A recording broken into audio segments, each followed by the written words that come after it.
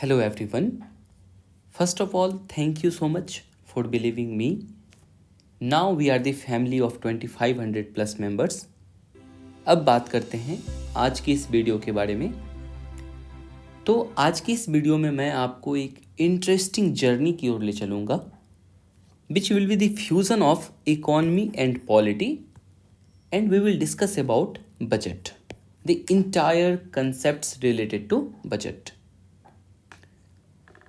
Listen, जब आप budget को आइसोलेशन में पढ़ते हैं, दैट इज़ पॉलिटी की कंसेप्ट को अलग से एंड इकोनॉमी की कंसेप्ट को अलग से, so it becomes very difficult to recall everything and building concept clarity. तो हम लोग उस ट्रेडिशनल वे से आज बजट को नहीं पढ़ेंगे. आज मैं आपको अपने तरीके से पढ़ाता हूँ. एंड बिलीव मी, यदि मैं इस लेक्चर को अच्छे से डिलीवर कर पाया, that is as I have prepared the content, as I design the lecture, then I promise to you this video will be the one of the best lucid and interesting video till now whatever I have taught to you. इस video में मैं आपसे कुछ very complicated, entangled and जो information public domain और book में नहीं है, उन सारी बातों को मैं आपसे डिस्कस करूंगा. And that topics be like, first of all, what is the entire process to enact the budget in the parliament, how all the parliamentary process happen, when the economic survey released, why budget is shown for 4 consecutive years in the budget document, what is the meaning of consolidated fund of India, contingency fund of India, public account, what is demand for grant, what is the meaning of guillotine in economy, what is appropriation bill, finance bill, article 114, what to read in the budget document because government of India releasing total 14 documents, so what to read for the UPSC examination. And lastly हम लोग समझेंगे what is the meaning of revenue account, capital account, revenue receipt, revenue expenditure, capital receipt, capital expenditure, budget deficit, fiscal deficit, primary deficit, and lastly effective revenue deficit. इन सारी topic को आज हम लोग इस video के थ्रू समझने की कोशिश करेंगे. So let's start our discussion. तो देखो, टेक्निकली हमें स्टार्ट करना था इस पॉइंट से, बट है क्या कि मैंने कुछ अलग सोचा है. हालांकि यहाँ से यदि हम लोग स्टार्ट करते हैं फ्रॉम स्टार्टिंग पॉइंट से, तो आपको हर कुछ एक एक पॉइंट समझ में आते चले जाएगा. But like when we watch movie, तो सबसे पहले मूवी में हमें वो सीन दिखाई जाती है जो कि क्लाइमैक्स सीन होती है. देन आफ्टर हमें क्या किया जाता है, पीछे की फ्लैशबैक दिखाया जाता है. तो हम लोग इसे भी समझेंगे, लेकिन सबसे पहले आपसे एक रिलेशन बिल्डअप करने के लिए, एक स्टोरी बिल्डअप करने के लिए हम लोग सबसे आसान पार्ट ऑफ द लेक्चर में चलते हैं, बिकॉज इससे आपको एक कंप्लीट स्टोरी फ्रेगमेंट हो जाएगी. देन आफ्टर हम लोग ऑल द रिमेनिंग पार्ट्स को कवर करेंगे. तो सबसे पहले हम लोग जो फर्स्ट ऑफ ऑल हम लोग जो डिस्कस करेंगे, उस टॉपिक का नेम है what is the procedure to enact the budget in the parliament. तो स्टार्ट करते हैं. सबसे पहले आप ये समझिए कि हमारे इंडियन पार्लियामेंट में टोटल कितने सेशन होते हैं. जैसे कि आपने सुना होगा budget session, monsoon session and winter session. And presently अभी हम लोग जिस समय ये लेक्चर देख रहे हैं, that is in the month of अगस्त, अभी चल रहा है हमारा मॉनसून सेशन चल रहा है. Monsoon session is continue. Total अभी हमें 3 सेशन देखने को मिलता है. बट कॉन्स्टिट्यूशन कुछ ऐसा नहीं कहता है कि 3 सेशन होनी चाहिए या 4 सेशन होनी चाहिए. कॉन्स्टिट्यूशन हमें बस इतनी सी बात बताता है क्या, कि 2 सेशन के बीच में जो है ना, जैसे मान लो ये मॉनसून सेशन हुआ, तो इसके बाद जो नेक्स्ट सेशन होगा उसके बीच का जो गैप पीरियड है वो 6 मंथ से अधिक नहीं होनी चाहिए. तो टेक्निकली भाषा में यदि समझे तो दैट इज़ मिनिमम 2 सेशन होना तो मस्ट है, बिकॉज बीच में 6 मंथ का गैप उससे अधिक नहीं हो सकता है। सपोज करो आप जनवरी में स्टार्ट हुआ, तो जनवरी में स्टार्ट हुआ और वो सेशन चला मार्च तक। अभी हम समझने के लिए समझ रहे हैं। तो इसके बाद 1 2 3 4 5 6, तो एनी हाउ सितंबर से पहले मतलब अगस्त के लास्ट वीक में हमें पार्लियामेंट्री सेशन स्टार्ट करना होगा, because that is written on the constitution. Constitution कहता है कि constitution says maximum gap between two session of parliament can't be more than 6 months. Therefore, Parliament technically should meet at least twice a year. एक साल में at least 2 बार तो must मिलना है उसे। हालांकि हमारी कॉन्स्टिट्यूशन हमारी पार्लियामेंट्री फॉर्म के अकॉर्डिंग और पार्लियामेंट्री जो एक ट्रेडिशन चलते आ रही है उसके अकॉर्डिंग हम लोग टोटल 3 सेशन को कंडक्ट करते हैं। और वो सेशन स्टार्ट होता है, सबसे फर्स्ट सेशन हमारा होता है उसे कहते हैं budget session, second session is known as monsoon session and third one is known as winter session. और ये जो बजट सेशन है इनका नाम इसलिए हमने बजट सेशन रखा है बिकॉज इसी मंथ में बजट का फॉर्मुलेशन स्टार्ट होता है। एक बातें और कॉन्स्टिट्यूशन में लिखी गई है कि जो first session of the year होगा, first session of the year उसे होस्ट करेगा, उन्हें बुलाया जाएगा बाय द प्रेसिडेंट, हमारी राष्ट्रपति मैडम बुलाएंगी एंड उनके बुलाने के बाद सारा कार्यक्रम आगे स्टार्ट होगा। तो हम लोग पहले यही समझ लेते हैं, बजट सेशन में से स्टार्ट करते हैं कि जो बजट सेशन ऑलमोस्ट फरवरी में स्टार्ट होता है, बट अभी पिछले 3-4 साल से ये ट्रेडिशन दिखा गया है कि जनवरी के लास्ट डे दैट इज जनवरी 31 को बजट जो है स्टार्ट हो जाता है। बजट सेशन जनवरी 31 और जनवरी 30 और वो एंड होता है जाके मई मंथ में एंड होता है। ये लॉन्गेस्ट सेशन है, बजट सेशन लॉन्गेस्ट सेशन होता है। क्यों लॉन्गेस्ट सेशन होता है, इन सभी चीज़ों की क्लैरिटी आपको आगे पता चलेगी। हम लोग अब स्टार्ट करते हैं कि प्रोसीजर क्या है बजट के स्टार्ट करने का। इसे आप कुछ इस तरह से रिलेट कीजिए, जैसे जब आप बिग बॉस देखते हैं तो बिग बॉस में बोलता है ना day 1 time this day 2 this, उसी तरीके से हम लोग इसे भी समझते हैं।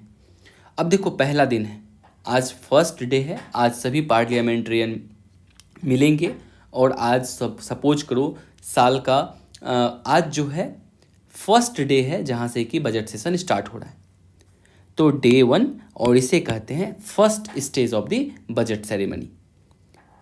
इस समय क्या होगा, और ये डेट देखो कब मैंने दिया है, या तो 30 जनवरी या 31 जनवरी।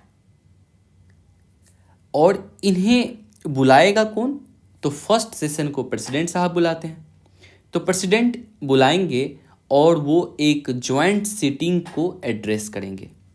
ज्वाइंट सिटिंग कहाँ होता है, जैसे मान लो ये हमारा पार्लियामेंट है, यदि wait a second, suppose that if this is our parliament, तो पार्लियामेंट में मान लो ये लोकसभा है, ये राज्यसभा है, तो ये जो पूरा जो सेंट्रल हॉल है ना, इस सेंट्रल हॉल में राज्यसभा के भी एमपी एंड लोकसभा के भी एमपी आपस में साथ बैठते हैं, that is known as joint sitting of the parliament.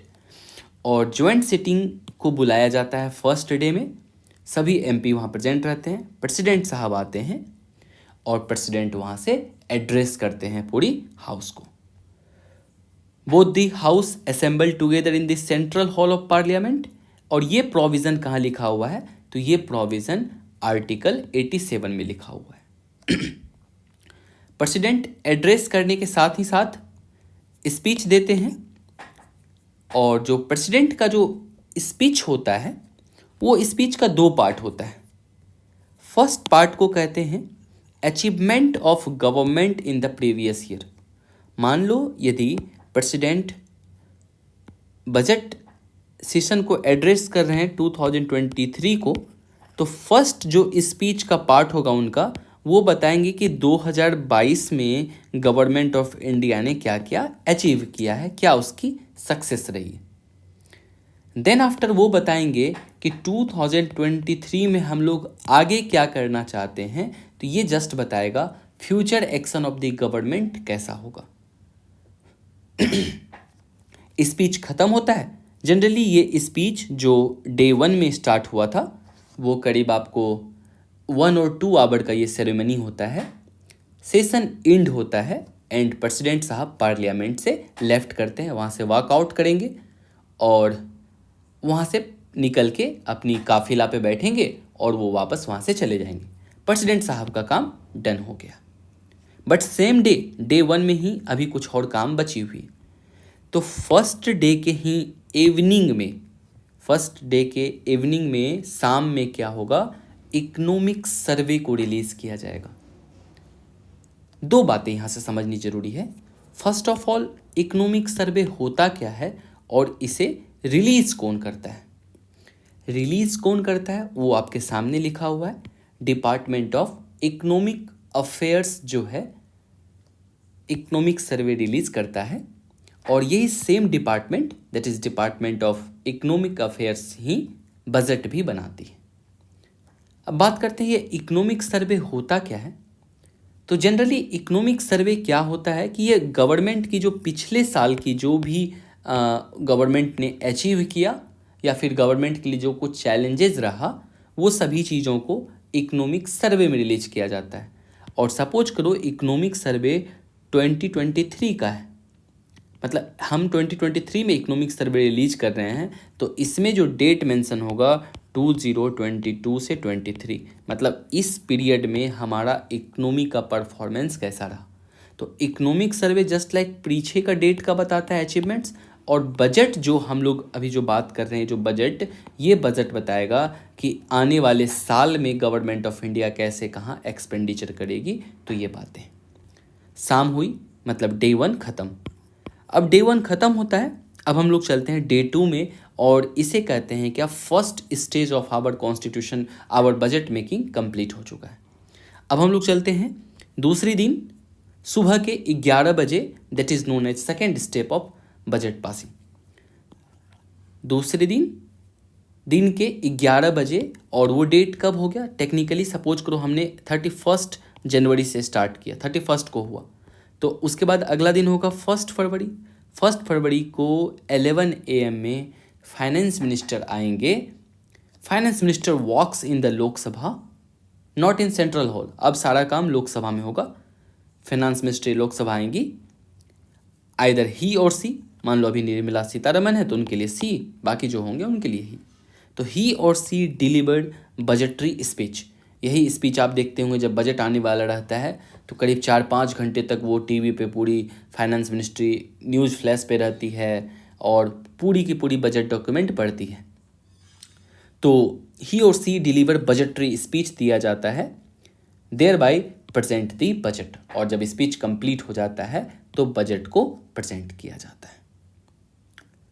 Second day एक और मेजर इवेंट अभी होगा शाम में, जैसे कि फर्स्ट डे के शाम में इकोनॉमिक सर्वे रिलीज हुआ और सेम सेकेंड डे के शाम में जो है इनकम टैक्स स्लैब को प्रेजेंट किया जाएगा। आपको पता है हर साल इनकम टैक्स चेंज होता है, हम लोगों का कुछ रिफॉर्म होता है, तो इनकम टैक्स का स्लैब हर साल चेंज होगा कि चलो 0 से मान लो 5 लाख तक का अर्निंग वाला पीपल है तो इससे 0% टैक्स लेंगे। 5 लाख से 7.5 लाख जिसकी अर्निंग है उससे जो है मान लो 2.5% टैक्स लेंगे। इस तरीके से जो चेंजेज होता है that is known as income tax slab. तो ये डे सेकेंड के इवनिंग में इनकम टैक्स स्लैब को प्रेजेंट किया जाता है। फिर उसके बाद जैसे ही मतलब ये सपोज करो जब बजट चल रहा था दिन में ही 11 बजे स्टार्ट हुआ था, करीब मान लो 2 बजे तक चला। तो आफ्टर द बजट स्पीच जब डन होता है तो सिटिंग को एडजर्न कर दिया जाता है फॉर 3 to 4 डेज के लिए। समझ में आया क्या हुआ? जब फर्स्ट क्या हुआ था, 1 फरवरी को जब फाइनेंस मिनिस्ट्री ने स्पीच दिया, उस स्पीच कंप्लीट होने के बाद 3 से 4 दिन के लिए हाउस में छुट्टी हो जाएगा, बोलेगा जाइए सब MP घूम के आइए, घर से आइए। लेकिन उसे घूमने के लिए नहीं भेजता है, स्पीकर साहब तेज हैं। स्पीकर साहब ने सबको एक बजट डॉक्यूमेंट दे के भेजा है और सभी MP अब अपने अपने आवास पे जाएंगे और वहाँ पे जाके पूरी बजट जो है उसको पढ़ेंगे, ओवरऑल प्रोविजंस क्या है। तो बजट को स्टडी करेंगे बाय पार्लियामेंटेरियन। 4 दिन की छुट्टी है, हमने वो ये सब कहानी 1 फरवरी को स्टार्ट हुई, इसमें से मान लो 3 to 4 डेज था, 3 दिन का छुट्टी लिया, तो अब हम लोग कहाँ पहुँचे, 4 फरवरी को पहुँच चुके हैं। And this is known as 3rd steps of the budget passing. 4 फरवरी को क्या होगा, सारे एमपी ने अब बजट को स्टडी कर लिया है, बट 3 से 4 दिन में कितना ही स्टडी कर पाएगा, तो जस्ट लाइक समरी वे में वो स्टडी करता है। तो 4 फरवरी को हाउस रिजेंबल्स हुआ, किस लिए, तो अब उन्हें जनरल डिस्कशन करना है सारे एमपी को। जनरल डिस्कशन क्यों, इन द सेंस मान लो बजट में क्या हुआ, पिछले साल एजुकेशन पे गवर्नमेंट ऑफ इंडिया ने मान लो अपने जीडीपी का 2% खर्च किया, और इस साल गवर्नमेंट मान लो 1.8% खर्च कर रहा है। इससे सारे विपक्ष पूरा गुस्सा हो जाएंगे, ये क्या कर रहे हैं, ये क्या कर रहे हैं, ऐसे ऐसे करके। तो जो भी होगा ये सभी जनरल डिस्कशन चलेगा फॉर 7 to 10 डेज तक, 7 से 10 दिन तक ये कहानी चलेगी। इसमें क्या क्या बातें डिस्कस हो सकती है, जैसे discussion of policy of taxation for the crypto currency, why not any new centrally sponsored scheme introduced. इस तरह का क्वेश्चन विपक्ष जो है सरकार से पूछेगा कि आपने कोई क्यों नहीं न्यू स्कीम लॉन्च किया, या फिर जो है आप ये बताइए कि जो अभी क्रिप्टो करेंसी चल रही है उस पर आप टैक्स का कुछ सोचे या नहीं सोचे हैं। तो इन तरह की क्वेश्चन जो है पार्लियामेंटेरियन आस्क करते हैं, और ये दिन एलोकेटेड है जनरली 7 to 10 डेज के लिए। यहाँ पे एक बात ध्यान में रखनी है क्या, कि जब भी जनरल डिस्कशन चलता है तो उसमें कोई भी डिस्कशन डिटेल्ड में नहीं होती है। लॉजिकली सोचिए, एमपीज़ को अभी 3 to 4 डेज़ का टाइम मिला था फॉर रीडिंग बजट डॉक्यूमेंट, और 3 से 4 दिन में लोग कितना ही पढ़ लेगा, और जब तक कोई इंसान डिटेल्ड में पढ़ेगा नहीं तो वो डिटेल्ड में क्वेश्चन कैसे करेगा, उसे तो प्रोविजंस ही नहीं पता है बजट की। इसीलिए यह एक कन्वेंशन बना हुआ है, जब जनरल डिस्कशन चलता है तो उस समय कोई भी डिस्कशन डिटेल में नहीं होती है। और एक बात और, यहाँ पे कोई भी डिस्कशन नहीं होगा ऑन डिमांड फॉर ग्रांट। ये चीज़ अभी आप इसको पॉज करके रख लीजिए कि डिमांड फॉर ग्रांट मतलब क्या होता है, हम लोग अभी डिटेल्ड में इसे डिस्कस करेंगे, what is the meaning of. अभी के लिए बस समझते हैं कि डिमांड फॉर ग्रांट पे डिस्कशन नहीं होगा और डिटेल्ड में कोई भी डिस्कशन नहीं होगा। तो फाइनली अभी हमने यदि एक बार समराइज करें तो क्या क्या हमने कवर किया है। अभी हमने बस इतना देखा कि फर्स्ट डे पार्लियामेंट प्रेसिडेंट साहब आते हैं 31 जनवरी को, ज्वाइंट सिटिंग को एड्रेस करते हैं, स्पीच देते हैं, देन आफ्टर वो पार्लियामेंट को छोड़ के चले जाते हैं। शाम में economic survey same day present होता है। उसके बाद नेक्स्ट डे 11 बजे फाइनेंस मिनिस्ट्री लोकसभा आते हैं, वहाँ पे स्पीच देते हैं। स्पीच देने के बाद उनका काम ख़त्म हो जाता है और पार्लियामेंट को क्या किया जाता है, एडजर्न कर दिया जाता है फॉर 3 to 4 डेज। उसी के सेकेंड डे के शाम में इनकम टैक्स स्लैब आ जाता है। 3 से 4 दिन के लिए जो अब पार्लियामेंट बंद हुआ है, इस 3 से 4 दिन में सभी एमपीज़ बजट को पढ़ेंगे। पढ़ने के बाद पार्लियामेंट फिर से असेंबल होगा, सभी एमपी आएंगे और एक जनरल डिस्कशन चलेगा 7 to 10 डेज के लिए। उसके बाद फिर से हाउस हो जाएगा एडजर्न। तो टेक्निकली यदि हम यहाँ से देखें 4 फरवरी के बाद, तो मान लेते हैं 11 फरवरी को क्या हुआ, हमारा हाउस एडजर्न हो गया। और इस समय एक लंबी ब्रेक होती है अप्रॉक्स 1 मंथ का, दैट इज़ 3 to 4 वीक का छुट्टी हो गया। सभी एमपी अब घर जाएंगे, पूरी डिटेल से बजट को पढ़ेंगे और इस ब्रेक को पॉलिटी की भाषा में रिसेस कहते हैं। सो 1 मंथ के लिए अप्रॉक्स क्या हुआ, पार्लियामेंट एडजर्न हो गया। In this 3 to 4 week break the most important work happen. अब मान लो एमपी सारे चले गए हैं, एमपी भी स्टडी करेंगे और इसके बाद लेकिन पार्लियामेंट के अंदर जितने भी पार्लियामेंटेरियन हैं, जो एमपीज़ हैं, उनके लिए कुछ हेक्टिक जॉब बढ़ चुका है। होगा क्या इस 3 से 4 वीक के अंदर में, इसे समझते हैं। यहाँ बहुत इम्पोर्टेंट, आपकी फुल अटेंशन यहाँ पे चाहिए और इसको समझते हैं। एक वर्ड मेंशन है कॉन्स्टिट्यूशन में, that is known as demand for grant, और अब से पूरी लेक्चर में हम लोग डिमांड फॉर ग्रांट को शॉर्ट में बोलेंगे D4G। D4G को एग्जामिन्ड किया जाएगा by DRSC। DRSC means departmental related standing committee. सबको समझते हैं डिटेल में होता क्या है। पहले समझते हैं डिमांड फॉर ग्रांट। देखो, कॉन्स्टिट्यूशन ये कहता है क्या, जितनी भी मनी गवर्नमेंट ऑफ इंडिया चाहती है, बजट मीन्स क्या है, गवर्नमेंट ऑफ इंडिया टोटल एक साल में कितना रुपीस खर्च करना चाहता है, तो ये रुपीस कहीं से तो निकाला जाएगा। पैसा कहाँ से आएगा? तो भारत के गवर्नमेंट ऑफ इंडिया के पास एक अकाउंट है जिसको कहते हैं consolidated fund of India. Total 3 fund हैं गवर्नमेंट ऑफ इंडिया के पास, consolidated fund of India, contingency fund of India and public account. हम इसे भी डिटेल में पढ़ेंगे, बट अभी आप समझो कि कंसोलिडेटेड फंड ऑफ इंडिया से इवन 1 रुपये भी यदि निकालना है ना, मान लो प्राइम मिनिस्टर मोदी को 1 रुपये भी खर्च करनी है, तो इसके लिए जो है वो बजट के माध्यम से ही पैसे निकाल सकता है, अपने मन से नहीं निकाल सकता। तो इसलिए कॉन्स्टिट्यूशन कहता है कि entire money that government want put in front of parliament in the form of demand for grant, मतलब जितना भी मनी गवर्नमेंट को चाहिए वो डिमांड फॉर ग्रांट के तहत में ही निकाल सकता है। अभी भी यहाँ से क्लियर नहीं हुआ what is demand for grant? Let's understand. मान लो 2023 से 24 के लिए इतना ही, बस 100 रुपये गवर्नमेंट ऑफ इंडिया को चाहिए। मान लो हमारा बजट 100 रुपीज़ का ही है। इस 100 रुपीज़ में से 20 रुपीज़ को कहते हैं charge expenditure from consolidated fund of India.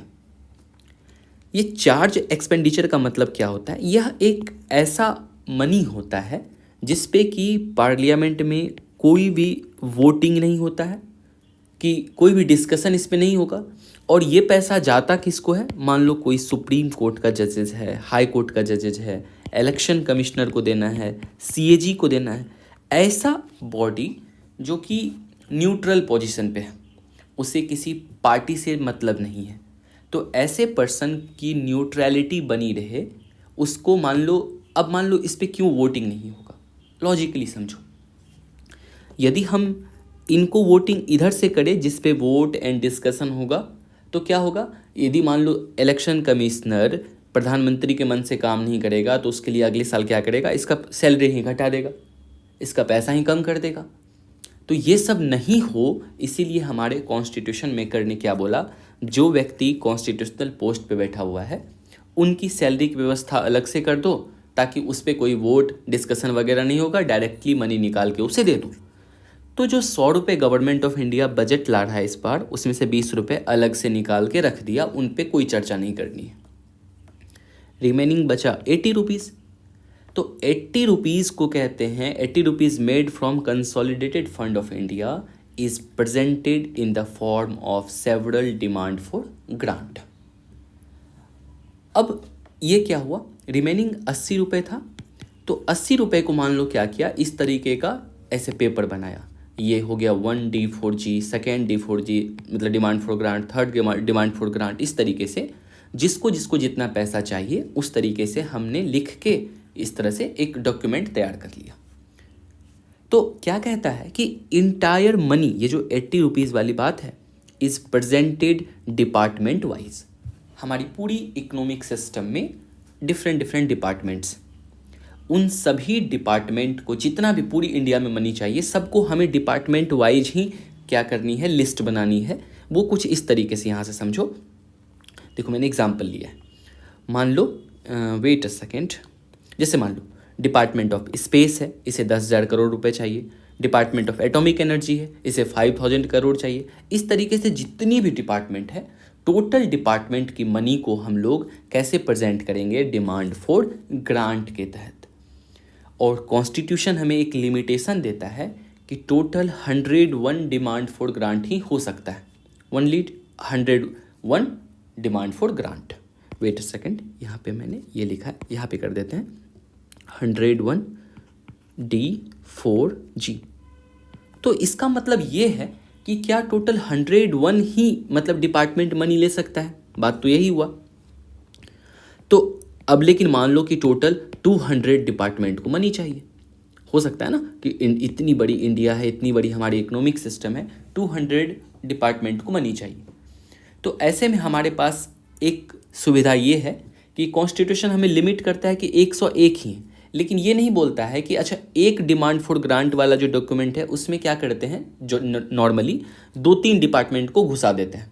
जैसे मान लो मिनिस्ट्री ऑफ एग्रीकल्चर के रिलेटेड मान लो एक डिमांड फॉर ग्रांट बना, उसमें हमने 2 डिपार्टमेंट को डाल दिया, department of farmer welfare and department of agricultural research. Technically total demand of grant 101 ही होनी चाहिए। हो सकता है ये शुभ नंबर लगा हो, बट मुझे नहीं पता क्या था ये ओरिजिनल में रीजन। तो टोटल अभी तक क्या हमने देखा, ऐसे एक बार फिर से समराइज करते हैं इसको, कि हमने बात किया यदि सपोज करो 100 रुपीज़ का बजट है तो उसमें से 20 रुपीज़ आप अलग से निकाल के रख लो, उसमें कोई भी वोटिंग वगैरह नहीं होगा। रिमेनिंग 80 रुपीज़ को जितने भी डिपार्टमेंट को चाहिए, टोटल डिपार्टमेंट की संख्या आप 101 बना लीजिए। यदि उससे अधिक हो रहा है तो 2-3 को एक के साथ बंडल में कंबाइंड करके टोटल 101 फाइल बना लीजिए। इस 101 फाइल को अलग अलग ये हो गया। देन आफ्टर अब इसे total 101 demand for grant present किया जाएगा कहाँ पे। अब ये टोटल मान लो मेरा तैयार हो गया 101 D4G, इसे भेज दिया जाएगा DRSC के पास। अब ये क्या है, इसे कहते हैं डिपार्टमेंटल रिलेटेड स्टैंडिंग कमेटी। थोड़ी सी 1 मिनट में इसे भी देख लीजिए, ये इंटायरिटी पॉलिटी का कंसेप्ट है पार्लियामेंट चैप्टर में। देखो हमें पार्लियामेंट मेंशन करता है कि हमें कई तरह की कमेटी को पढ़ना है। जैसे आपने सुना होगा, पहले तो हम कमेटी को 2 पार्ट में डिवाइड करते हैं, एक को कहते हैं एड हॉक कमेटी, उसके बाद कहते हैं स्टैंडिंग कमेटी। स्टैंडिंग मतलब वो परमानेंट होता है, उसे आप जो है क्या स्टैंडिंग कमेटी तब बनाते हैं जब हमें ज़रूरत हो। मान लो कोई न्यू बिल को डिस्कस करना है, उसके लिए हम एक स्टैंडिंग कमेटी टेम्पररी कमेटी बना दिया, that is known as ad hoc committee. इस स्टैंडिंग कमेटी की जब क्लासिफिकेशन को देखेंगे तो मान लो कमेटी 2 तरीके का होता है। एक कमेटी मान लो ऐसा कमेटी है, ये कमेटी जिसमें कि हम मेंबर चाहते हैं बोथ हाउस से, और एक कमेटी ऐसा है, इसमें सपोज करो 1 ही हाउस से, आइदर हो सकता है हम लोकसभा का MP इसमें चाहते हो इस कमेटी में, या फिर हो सकता है राज्यसभा, ओनली 1 होगा। लेकिन एक ऐसा भी कमेटी होता है जिसमें दोनों मेंबर हम एक साथ चाहते हैं, कि कुछ चाहते हैं लोकसभा का मेंबर आ जाए, कुछ राज्यसभा का मेंबर आ जाए। पहले कमेटी का मतलब आप यदि नहीं आपको क्लियरिटी है, देखो कमेटी का मतलब क्या होता है कि हमारे जो MP हैं उनके पास टाइम कम होता है। MP के पास टाइम कम है, बट कोई मान लो ऐसी एक बिल आई है, गवर्नमेंट लाना चाहती है, मान लो किस पे, चाइल्ड पोर्नोग्राफी पे बिल लाना चाह रहा है। तो इस बिल, जब ये बिल आ गया तो इस पे डिटेल में डिस्कशन पार्लियामेंट में नहीं हो सकता है, बिकॉज चाइल्ड पोर्नोग्राफी के लिए आपको कई स्टेक होल्डर की ज़रूरत पड़ेगी। मान लो पहले कुछ NGO से आपको कुछ डिसीजन लेना होगा, कुछ हो सकता है कि अलग स्टेक होल्डर, मान लो वुमेन ऑर्गेनाइजेशन है, उससे पता करना होगा, कुछ एक्सपर्ट चाहिए, कुछ डॉक्टर्स चाहिए, इन तरीके साइकोलॉजिस्ट चाहिए, ये सब जितने पीपल हैं इन सभी की राय मशवरा चाहिए, कुछ मान लो नेशनल सिटीजन की चाहिए, प्लस और जो कुछ MP हैं वो डिटेल में बैठ के टोटल उसके स्क्रूटनी कर पाए। तो इसी चीज़ के लिए हम लोग, हमारे कॉन्स्टिट्यूशन में एक प्रोविज़न है कमेटी का, पार्लियामेंट्री कमेटी आराम से बैठते हैं, वहाँ पे कोई हड़बड़ी नहीं होती है। आपने जब भी पार्लियामेंट में डिबेट देखा होगा तो वहाँ पे काफ़ी माहौल गर्मा गर्म हो जाता है, बिकॉज वो लोग जानते हैं ये जो है लाइव टेलीकास्ट हो रहा है, एवरीथिंग जा रहा है रिकॉर्ड पे, तो वहाँ पे प्रेम से बात नहीं करते हैं। लेकिन यदि सेम MP क्या होगा, यदि कमेटी में किसी बैठे रहेंगे, पार्लियामेंट्री कमेटी में, बहुत ही प्रेम मोहब्बत से आराम से बैठ के बातें करेंगी। ये कुछ देखो इम्पोर्टेंस है पार्लियामेंट्री कमेटी का, कि यहाँ पे तो कहता है क्या MP के पास टाइम की कमी होती है और उतनी एक्सपर्टीज़ भी नहीं होती, और वर्कलोड काफ़ी ज़्यादा होता है, उन्हें फील्ड में भी काम करना है। So parliamentary committee served as the cooling और सेकेंडरी चैम्बर, वहाँ पे आराम से बैठ के बातें करते हैं। वहाँ पे एक तरह का ट्रेनिंग ग्राउंड भी लगता है जो फ्यूचर मिनिस्टर के लिए, बिकॉज पार्लियामेंट्री कमेटी में वही मेंबर रहेंगे जो मिनिस्टर नहीं है। ये बात बिल्कुल ध्यान में रखना। मान लो मिनिस्टर कौन है, जितने भी मिनिस्टर आप जैसे जानते हैं, मान लो पीयूष गोयल साहब हैं, निर्मला सीतारमन है, प्राइम मिनिस्टर मोदी है, अमित शाह है, ये सब व्यक्ति पार्लियामेंट्री कमेटी में हो ही नहीं सकता है। जो मिनिस्टर नहीं है वही। तो जो अब लेकिन मान लो वो एमपी है जो मिनिस्टर नहीं है, बट ये एमपी तो फिर नेक्स्ट टाइम तो मिनिस्टर बनेगा, और पार्लियामेंट्री कमेटी की टाइम पीरियड 1 ईयर ही होती है, तो 1 साल में इसे ट्रेनिंग भी मिल गया। और यहाँ पे जो प्रोसीजर होती है ये पार्लियामेंट से बिल्कुल डिफरेंट होता है। आराम से बैठ के यहाँ पे बातें करते हैं। यहाँ पे किसी भी एमपी पे पार्टी का व्हिप भी नहीं होता है। आपको पता है कि पार्लियामेंट में तो व्हिप जारी हो जाता है। पार्टिकुलरली मान लो बिल यदि बीजेपी लाया है तो बीजेपी के सारे एमपी को वोट करना ही होगा उसके सपोर्ट में। क्यों? क्योंकि व्हिप है, अदरवाइज नहीं तो वो सस्पेंशन हो जाएगा उसका। और उसके बाद यहाँ पे डिटेल्ड स्क्रूटनी होती है, सभी तरह की लेकुना को दूर किया जाता है, लूप हॉल्स को रिमूव किया जाता है। यदि कोई स्टेक होल्डर है, कोई एक्सपर्ट है, साइंटिस्ट है, सबका जो है ओपिनियन लिया जाता है पार्लियामेंट्री कमेटी में। इस तरीके से हमने टोटल तो क्लासीफाई किया, तो जो कि जिसमें मेंबर सिर्फ एक ही हाउस से हो, ऐसे हमारे पास 2 कमेटी है। एक को कहते हैं कमेटी ऑन एस्टिमेट्स और एक को कहते हैं हाउस कमेटीज़। हाउस कमिटीज़ में टोटल 12 कमेटी है। ये पॉलिटी की बात है, बस मैं आपको डिपार्टमेंटल रिलेटेड स्टैंडिंग कमेटी दिखाना चाहता हूँ वो कहाँ पे है। तो डिपार्टमेंट यहाँ पे देखो डीआरएससी है, इसमें मेंबर्स फ्रॉम बोथ हाउस होते हैं। टोटल हमारे पास अभी प्रेजेंट में 24 डीआरएससी है। अब मान लो कितने हैं 24 डीआरएससी, 1 डीआरएससी, एक जो डीआरएससी कमेटी है इसमें टोटल कितने मेंबर हैं? इसमें टोटल हैं 21 + 10 मेंबर। 21 मेंबर आता है from Lok Sabha and 10 member from Rajya Sabha. अब सेकेंड डीआरएससी मान लो होगा तो उसमें भी कुछ इसी तरीके से होगा, 21 मेंबर होगा लोकसभा एंड 10 मेंबर होगा राज्यसभा, और इसमें कोई भी मिनिस्टर नहीं होगा। ये बातें ध्यान में रखनी। इसमें हो सकता है पक्ष का भी एमपी हो, विपक्ष का भी एमपी हो। इस तरीके से डिपार्टमेंटल रिलेटेड स्टैंडिंग कमेटी का हमारे कॉन्स्टिट्यूशन में जिक्र किया हुआ। एक चीज़ और मैं थोड़ा दिखाता हूँ आपको, वेट अ सेकेंड। हाँ देखो, डिपार्टमेंटल रिलेटेड स्टैंडिंग कमेटी की शुरुआत होती है 1993 में। उस समय टोटल 17 कमेटी था डीआरएससी, अभी प्रेजेंट में 24 है, और इसमें 21 मेंबर फ्रॉम लोकसभा, यहाँ पे लोकसभा होगा, एंड 10 मेंबर फ्रॉम राज्यसभा होते हैं। टोटल हो गया 31 मेंबर। इसकी टर्म 1 ईयर की होती है और कोई भी मिनिस्टर इसके मेंबर नहीं होंगे। 24 डीआरएससी टोटल हमारे पास है। 8 डीआरएससी वर्क करता है राज्यसभा के लिए और 16 डीआरएससी वर्क करता है लोकसभा के लिए, प्योरली लोकसभा के लिए ही काम करता है।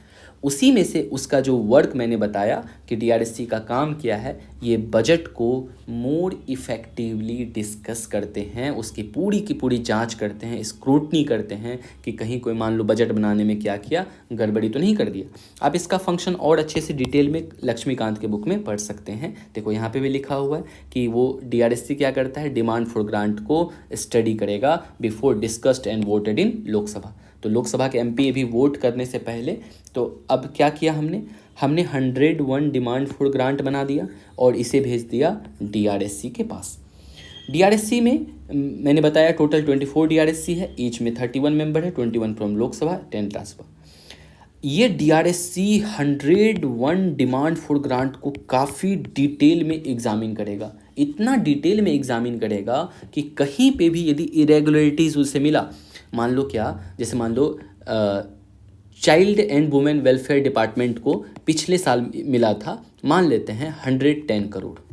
इस साल उसने प्रपोजल डायरेक्टली रख दिया 115 करोड़, और पीछे का एक और उसके पास रिपोर्ट सीएजी का रिपोर्ट है कि उसमें से मान लो 50 करोड़ तो उसने वापस कर दिया था, वो खर्च ही नहीं कर पाया। तो यहाँ पे 115 करोड़ का इस बार का बजट है। तो ये उसमें से क्वेश्चन अराइज करेगा कि आखिर वो एक रिपोर्ट में पब्लिश करेगा, जब पिछले साल उसका 50 करोड़ अमाउंट बच ही गया था तो इस बार आप उसको और अधिक मनी क्यों दे रहे हैं। तो इतनी छोटी छोटी बारीक बातें भी डीआरएससी क्या करता है अपनी रिपोर्ट में जब स्टडी कर लेगा पूरा, तो वही है after examining each demand for grant, total 101 demand for grant को क्या क्या स्टडी करने के बाद डीआरएससी उसके बाद एक डिटेल्ड में रिपोर्ट लिखेगा, और यह रिपोर्ट को क्या किया जाएगा, हाउस में प्रेजेंट किया जाएगा। And this report will be basis of debate and discussion in the upcoming session in the meeting for detail discussion. क्या हुआ ध्यान से एक बार, हमने देखा था क्या, जनरल डिस्कशन के बाद हाउस बंद होता है 1 मंथ के लिए, 3 to 4 मंथ के लिए, और उस 1 मंथ के बीच में काम स्टार्ट होता है किसका, डीआरएससी का। डीआरएससी गवर्नमेंट ने जितना भी पैसे का डिमांड किया है in the form of 101 demand for grant, उसे स्टडी करके एक रिपोर्ट पब्लिश किया और इस रिपोर्ट को पार्लियामेंट में प्रेजेंट कर दिया गया है। इस रिपोर्ट को हर एक एमपी के पास दे दिया जाएगा एक एक कॉपी। एमपी उसे पढ़ेंगे और अब यहाँ पे होगा बिल्कुल धारदार सवाल होगा, बिकॉज अब डिस्कशन होगी, काफ़ी डिटेल्ड में डिस्कशन होगी। अब आते हैं 4th stage of budget passing, जो कि 5 मार्च को, मतलब 1 मंथ के बाद अब हमारा पार्लियामेंट फिर से क्या हुआ है, असेंबल हो गया, सभी आ चुके हैं। अब इसमें डिटेल्ड डिस्कशन स्टार्ट होगा। तो हर एक कैसे, टोटल 101 हमारे पास D4G था, जो कि मनी के लिए बात किया था। उस पर डिस्कशन होते चलेगा और वोटिंग होते चलेगा, यदि पास हुआ तो पास होते चले जाएगा। होता कैसे प्रोसेस है, तो ये सारी डिस्कस एंड वोटिंग की प्रोसेस आपको आर्टिकल 113(2) एंड 13(3) में आपको देखने को मिलेगा, जहाँ पे की बात करता है कि expenditure made from consolidated fund of India shall be presented in the Lok Sabha only. Lok Sabha में ही ये पास होगा, प्रेजेंट किया जाएगा, राज्यसभा से इसको कोई मतलब नहीं है, बिकॉज ये एक तरह का मनी है, दैट इज मनी बिल है। तो जो हमने बात किया था टोटल अब देखो कैसे स्टार्ट होती है पार्लियामेंट में। पहला मान लो D4G था, डिपार्टमेंट ऑफ स्पेस। इसने डिमांड किया 10,000 करोड़। इस पे डिबेट एंड डिस्कशन होगा। जो मान लो जो मिनिस्टर्स हैं वो भी अपनी इस पे बात रखेंगे, जो विपक्ष है, जो अपोजिशन पार्टी है, वो भी इस पे बात रखेंगे, दोनों में डिबेट एंड डिस्कशन चलेगा। उसके बाद स्पीकर जो है क्या, वोटिंग के लिए स्टार्ट करेंगे। वोटिंग यदि अप्रूव हो गया, मतलब सबने पास कर दिया, तो ये हो जाएगा अप्रूवल। मतलब क्या हो गया यहाँ से कि इतना करोड़ रुपीज़ जो है 10,000 करोड़ अप्रूवल मिल गया डिपार्टमेंट ऑफ स्पेस को। नेक्स्ट D4G मान लो डिपार्टमेंट ऑफ एटॉमिक एनर्जी है, इसे 5,000 करोड़ रुपये चाहिए। इस पर भी डिबेट एंड डिस्कशन हुआ, वोटिंग हुआ, लेकिन वोटिंग में एमपीज़ का फैसला रहा नहीं, ये वाला पैसे की ज़रूरत नहीं डिपार्टमेंट ऑफ एटॉमिक एनर्जी को, बिकॉज अभी इसकी कोई काम नहीं, मान लो डिपार्टमेंट ऑफ स्पेस से ही वो ले लेगा, काम चला लेगा, ऐसा भी हो सकता है। तो इसको अप्रूवल ही नहीं मिला। इस तरीके से मान लो फिर department of agriculture, so on total 101 DRSC पे जो है डिपार्टमेंट, ये D4G पे क्या होगा, डिबेट एंड डिस्कशन होगा। ये तो टेक्निकली था, लेकिन होता क्या है, आपने देखा होगा हमारा आज पार्लियामेंट्री फॉर्म में प्रेजेंट के कुछ सालों से क्या स्थिति चलता है। मुश्किल से 10 D4G भी डिस्कस नहीं हो पाता है, काफ़ी डिबेट एंड डिस्कशन वोटिंग में, कि क्या होता है, काफ़ी हंगामा चलने लगता है और पार्लियामेंट का टाइम ख़त्म होने लगता है। और इसके लिए बस टाइम भी लिमिटेड है। ये पूरी डिटेल टोटल 101 D4G को डिस्कस करके वोटिंग करने के लिए ओनली हमारे पास 26 डेज़ है।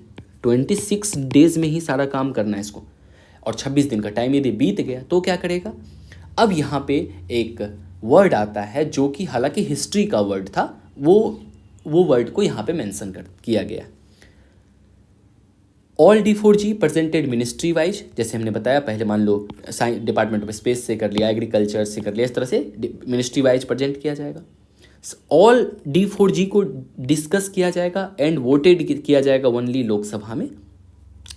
और जैसा हमने बात किया कि मान लो अब टाइम ख़त्म हो गया, एंड ऑफ पीरियड हो गया, अब टाइम नहीं बचा है, 1 दिन का ही समय बचा हुआ है, तो स्पीकर क्या करेंगे, जितना रिमेनिंग है, मान लो अभी रिमेनिंग कितना बचा हुआ है, टोटल मान लो 40 रिमेनिंग बचा हुआ है, एक एग्जाम्पल से मान लेते हैं इतना बचा हुआ है। इन सभी D4G को क्या करेंगे, मान लो एक साथ ही पार्लियामेंट उसको क्या करेंगे, यूज़ करेंगे एक डिवाइस जिसको कहते हैं गिलेटिन।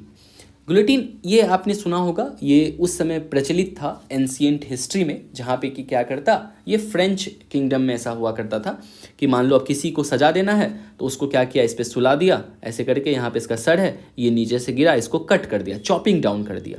द सेम वे इसमें क्या है कि सारे जो है कि मान लो D4G को यहाँ पे रखा और एक साथ ही सब पे वोटिंग करवा दिया, बिकॉज अब टाइम नहीं है, डिबेट एंड डिस्कशन का समय नहीं है, तो स्पीकर क्या करते हैं, सारे D4G को इस पे रख के एक बार में ही put all the remaining D4G and vote and pass without any discussion के साथ ही पास हो गया। और इस तरीके से वो सारा D4G पास हो गया, बिकॉज टाइम क्या है, लिमिटेड है। यहाँ पे स्पीकर डिसाइड करेंगे कि total number of days allocated for the discussion and thereby voting for. तो ये किनका होगा, इसमें स्पीकर का डिसीजन होगा कि कितना दिन दिया जाए सारे D4G को डिस्कस करने के लिए।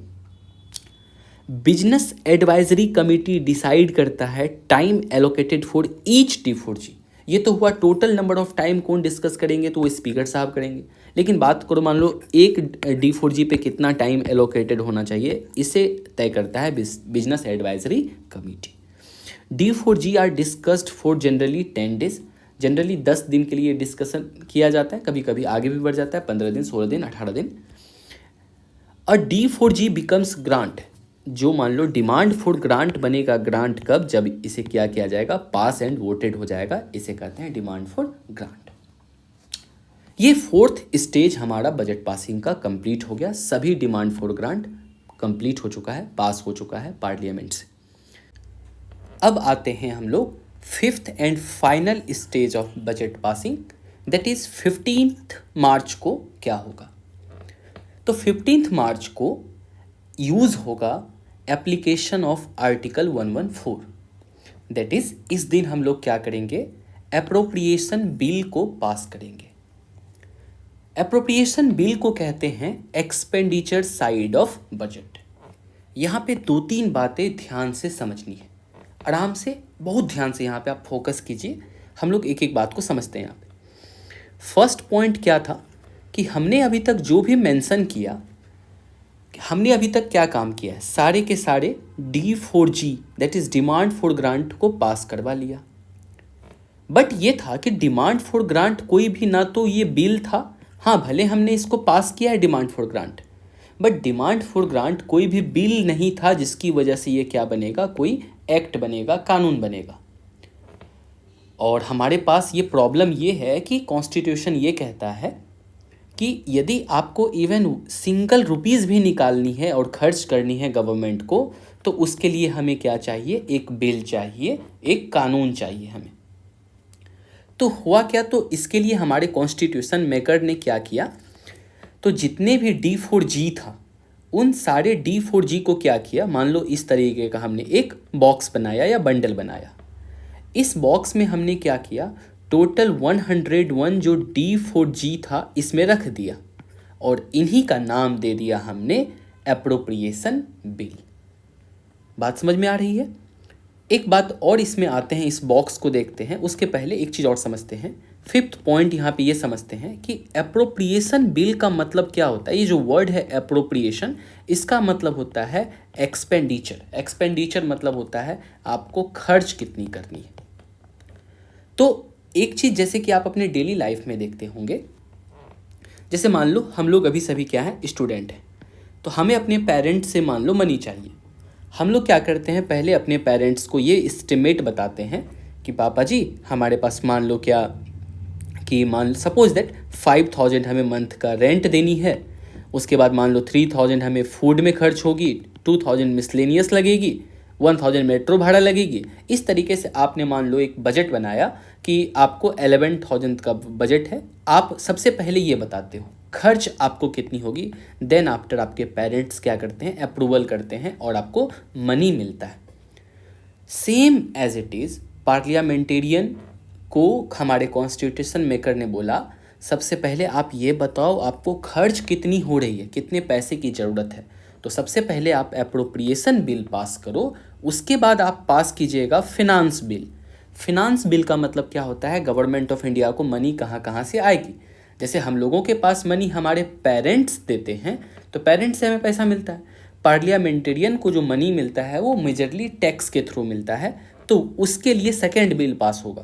तो इसीलिए अभी यहाँ पे एक बात आपको समझनी है, क्या हमने अभी तक क्या बात किया कि हमें सबसे पहले एप्रोप्रिएशन बिल पास करना होगा, जिसका मतलब होता है गवर्नमेंट ऑफ इंडिया का बजट कितना है और इसके लिए हमें कितनी खर्च होगी। तो हमारे कॉन्स्टिट्यूशन ने नहीं बोला था कि आपको डिमांड फॉर ग्रांट जो है उसके वे में आपको पहले प्रेजेंट करनी है कि 101 डिपार्टमेंट कितना खर्च करेगा।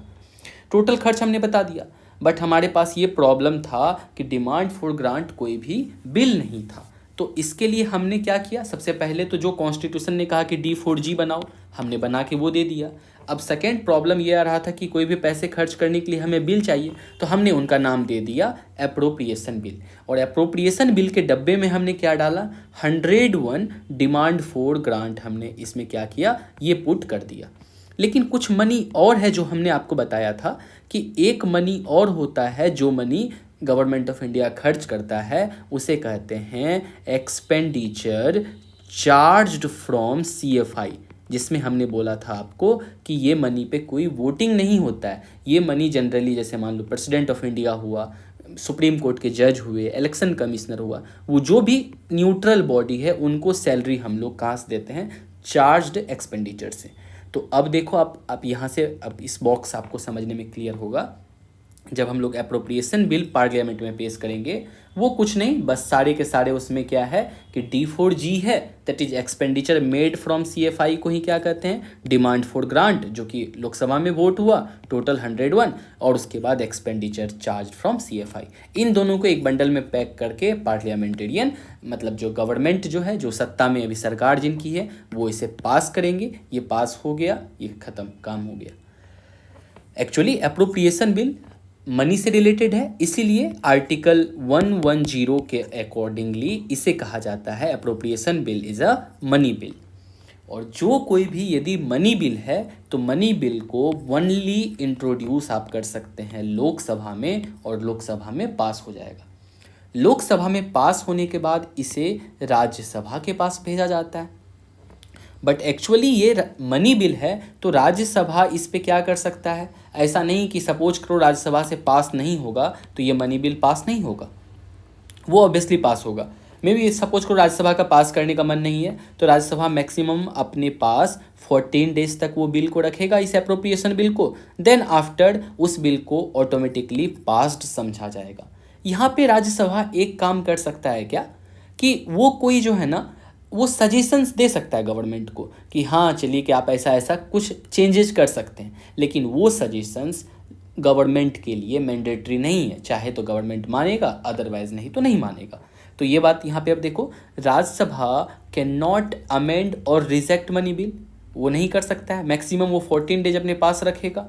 सेकेंड चीज, Rajya Sabha should return the bill with और विदाउट, या तो वो अपने पास जो है क्या वो ऐसे ही क्या करे, वो रिटर्न कर दे, या फिर विदाउट विथ रिकमेंडेशन के साथ वो क्या करे, रिटर्न कर दे, कि लोकसभा को बोले देखिए इतना इतना पैसा आप इसमें जो खर्च कर रहे हैं ये नहीं कीजिए, या फिर क्या करे बिना रिकमेंडेशन का ही वापस कर दे। दोनों के केस में लोकसभा के पास ये पूर्ण अधिकार है, चाहे तो वो उसे एक्सेप्ट कर सकता है राज्यसभा के रिकमेंडेशन को, या फिर रिजेक्ट करके ऐसे ही पास कर दे।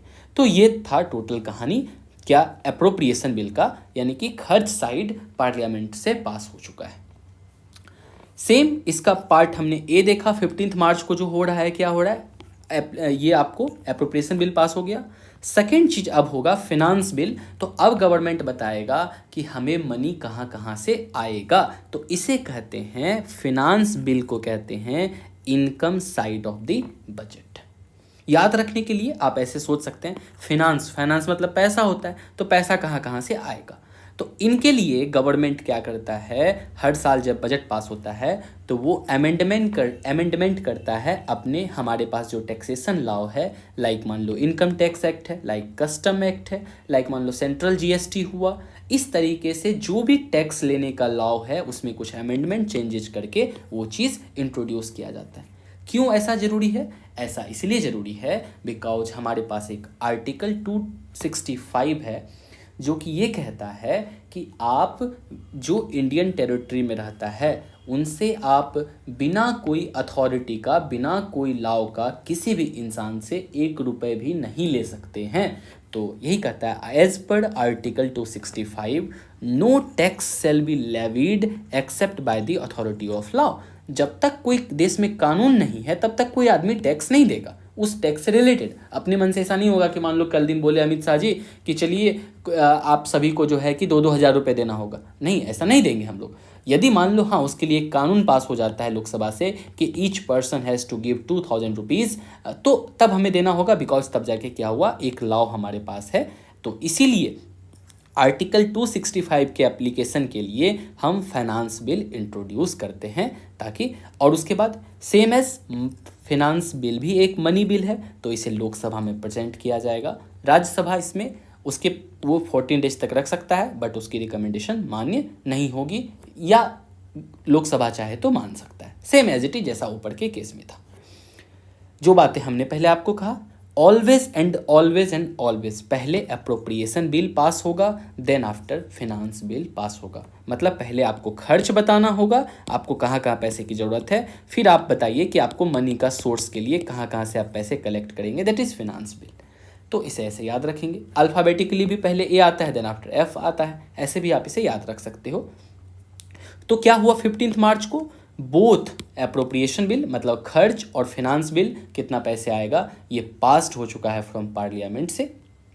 और ये चूंकि बिल है दोनों, तो पास होने के बाद कहाँ जाएगा, कोई भी बिल को प्रेसिडेंट के पास भेजा जाता है। प्रेसिडेंट मनी बिल है तो उसमें अपनी एसेंट उसको देना है, मैंडेटरी है, तो वो अपनी एसेंट देंगे, देन आफ्टर ये बिकम्स हो जाएगा एक्ट। मतलब क्या बन जाएगा अब, ये फिनांस एक्ट हो जाएगा एंड अप्रोप्रिएशन एक्ट हो गया, दोनों कानून बन चुका है।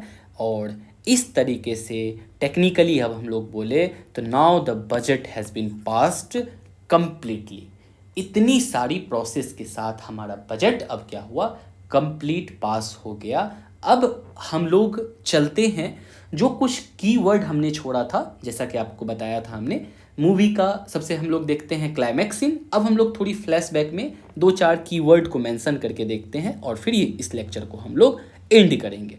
तो सबसे पहले अब हम लोग देखते हैं क्या, एक चीज़ ये समझ लेते हैं कि बजट के बारे में हमारे कॉन्स्टिट्यूशन क्या कहता है।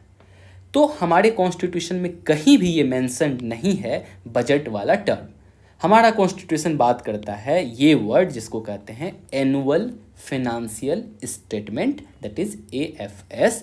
और बजट इसी को कहते हैं। बजट का मतलब होता है statement of receipt and expenditure, मतलब गवर्नमेंट कहाँ से कितनी अर्निंग करेगी। इसी रिसीट को भी आपने क्या बोला था, हमने जो भी डिस्कस किया ना, एक तो फिनांस बिल, तो आप इसे रिसीट को फिनांस बिल के तहत भी समझ सकते हैं, और एक्सपेंडिचर तो था ही अप्रोप्रिएशन बिल।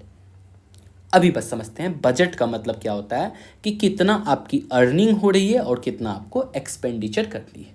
इसे यदि आम भाषा में समझे, जो अभी आपको मैंने थोड़ी देर पहले एग्जाम्पल दिया, ये एक नॉर्मल सा, यदि कोई भी स्टूडेंट दिल्ली में रह रहा है तो उसकी नॉर्मल सी खर्च ये होती है कि पहले उसे आप सब कुछ करो, एक्सपेंडिचर साइड देखो, ऑलमोस्ट मिनिमम मान लो 7,000 रेंट लगा, लाइब्रेरी का फी 1,500 लगा, फूड के लिए 4,000 खर्च किया, बुक में 1,500 लगा पर मंथ का, मिसलेनियस का खर्च सपोज कर लेते हैं, मेडिसिन है, बहुत तरह की खर्च है, तो उसके लिए 1,000 हमने रख लिया। ये टोटल हुआ हमारा कि ये हमारा एक्सपेंडिचर है। ये एक्सपेंडिचर को हम लोग क्या करते हैं, अपने पेरेंट्स को बताते हैं, और पेरेंट्स जब हमारे क्या करते हैं, अब पेरेंट्स जब उसकी अप्रूवल करते हैं तो वो हमें रिसीट के तौर पे 15,000 रुपीज़ हमें मिल जाती है। ये 15,000 रुपीज़ तभी मिलेगा जब इसे अप्रूव किया जाएगा हमारे पेरेंट्स के द्वारा। देश की केस में, कंट्री की केस में आप पेरेंट्स को समझ लीजिए पार्लियामेंट। तो हमारे देश में जितना भी एक्सपेंडिचर होगा थ्रू आउट द ईयर, इसकी अप्रूवल कौन देगा, पार्लियामेंट देगा, कितना पैसा तुम्हें चलो ठीक है खर्च करना है।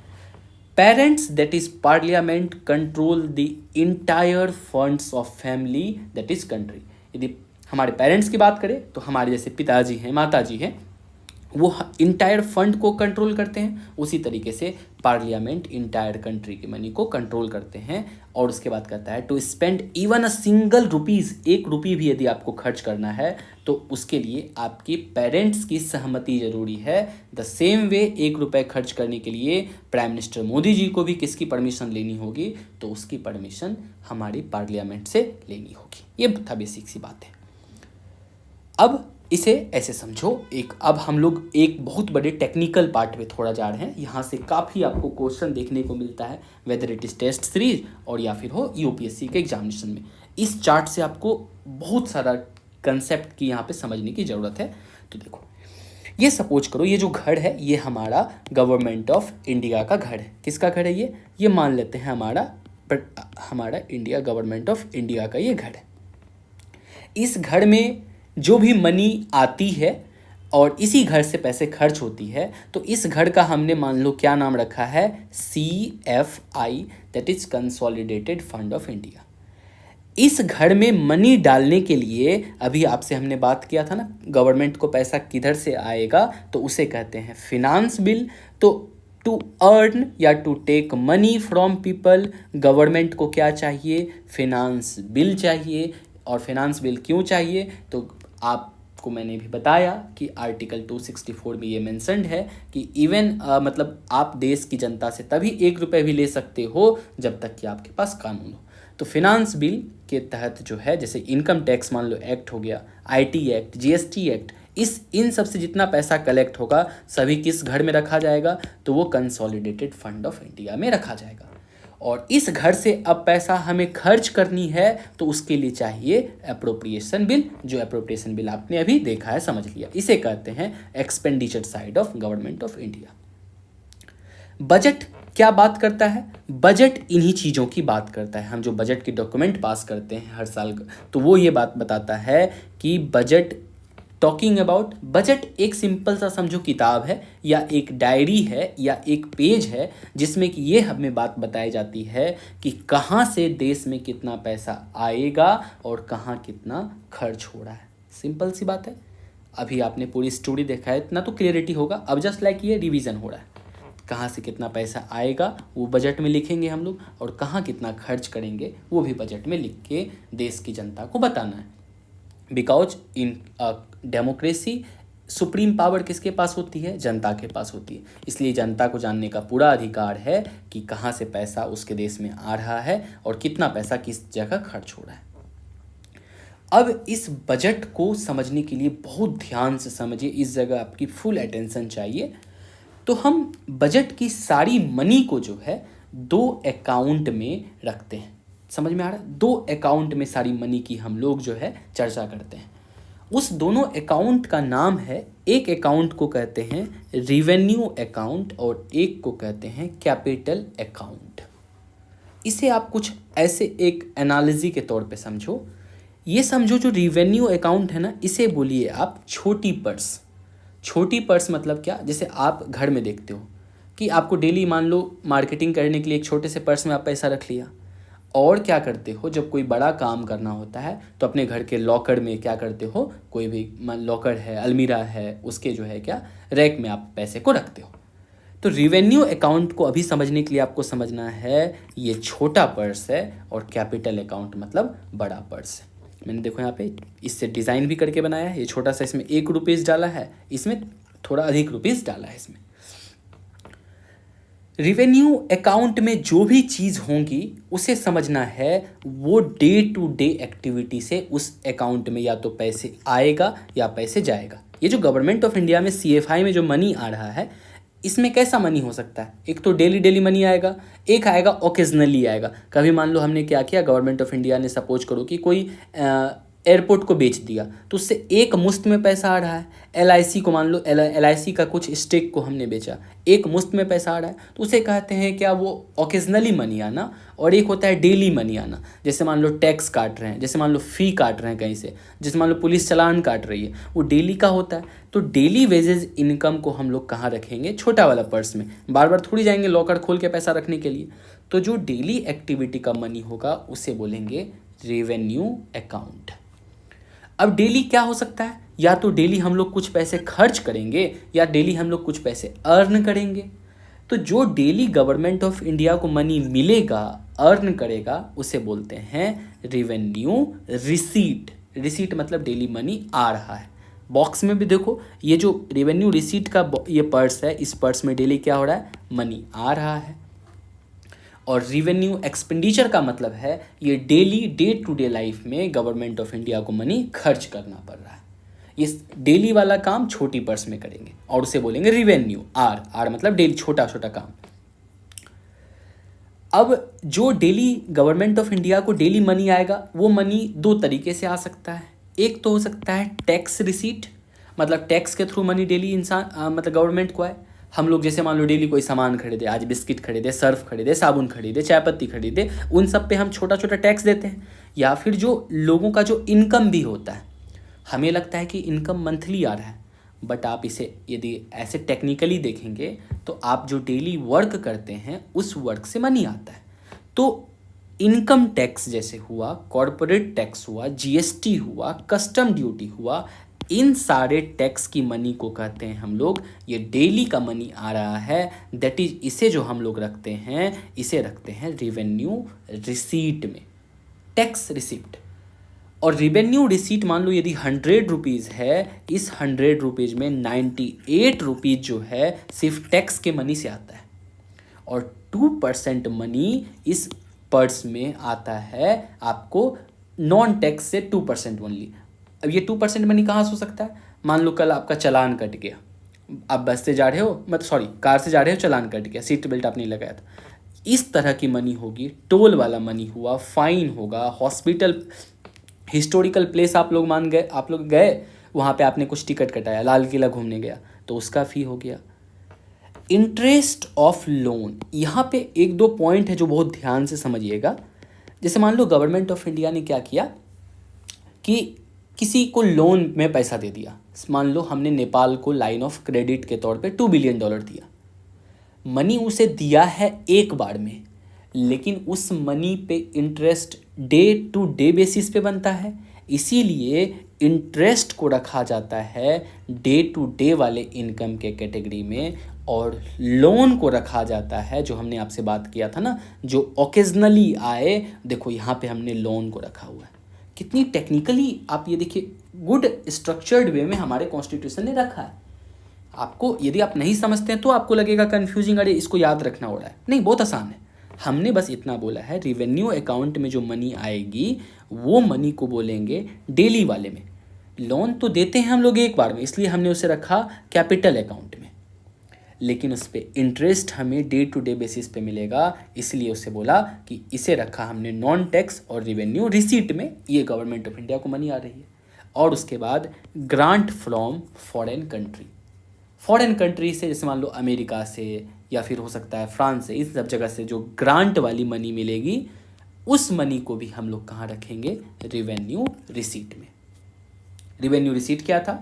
डेली आपके पर्स में जहाँ से मनी फिलअप हो रही है, ये मनी आपके पर्स में भर रही है। अब तो उसके बाद डेली खर्च भी होता है, डेली के खर्च को कहते हैं रेवेन्यू एक्सपेंडिचर। अब देखो इस पर्स से मनी क्या हो रहा है? निकल रहा है, सिंबल ऐसे बाहर निकल रहा है। तो डेली हम लोग कहाँ कहाँ खर्च करते हैं? तो डेली खर्च को हम लोग दो पार्ट में डिवाइड करते हैं। एक तो बोलते हैं जो डेवलपमेंटल खर्च हो रहा है, जैसे मान लो मेंटेनेंस ऑफ एसेट करनी है, रोड कहीं टूट गया तो उस जगह रोड को रिपेयरिंग करना, रेलवे को रिपेयरिंग करना, ब्रिज बनाना, पोर्ट बनाना, ये सब डेली का काम होता है और इसे डेवलपमेंटल वर्क बोलते हैं।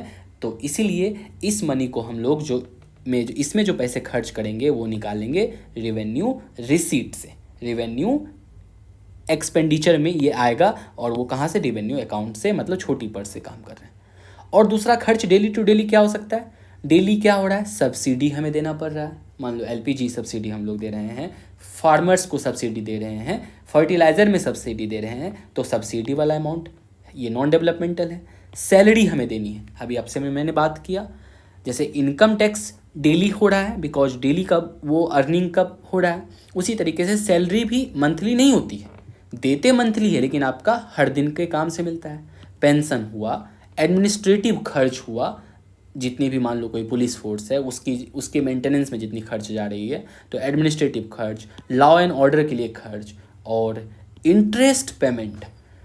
इससे पहले आपको हमने बोला था इंटरेस्ट ऑफ लोन बोला था, मतलब गवर्नमेंट ऑफ इंडिया ने किसी को पैसा दिया, मान लो नेपाल को दिया, तो इसके बदले में हमें क्या देगा? इसके बदले में नेपाल हमें डेली क्या देगा? इंटरेस्ट देगा।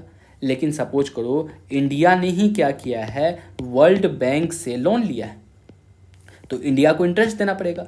तो अभी हमारा मनी खर्च हो रहा है ना, अभी मनी हम बाहर हमारे से जा रहा है, तो ये जो इंटरेस्ट जा रहा है इसे कहाँ रखेंगे? इसे रखेंगे रिवेन्यू एक्सपेंडिचर में, and that is non developmental.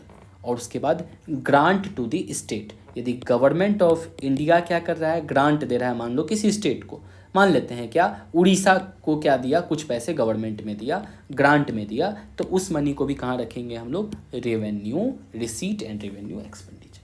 ये था जो मेरे एनालॉजी के अकॉर्डिंग रेवेन्यू अकाउंट को छोटी पर्स बोलते हैं, और वो डे टू डे, हालांकि ना तो आपको छोटी पर्स कहीं सुनने को मिलेगी, ना ही डेली वाला भी कहीं मेंशन नहीं रहता है, बस ऐसे ही बुक में या फिर मैंने जहाँ पढ़ा है वो बोलते हैं कि इसे ऐसे याद रखो, लेकिन मुझे लगा कि इसे कुछ इस तरह के एनालिसिस में यदि फिट करे तो ये आ जाएगी। डेली वाला को अलग कर दे, कैपिटल वाला को अलग कर दे।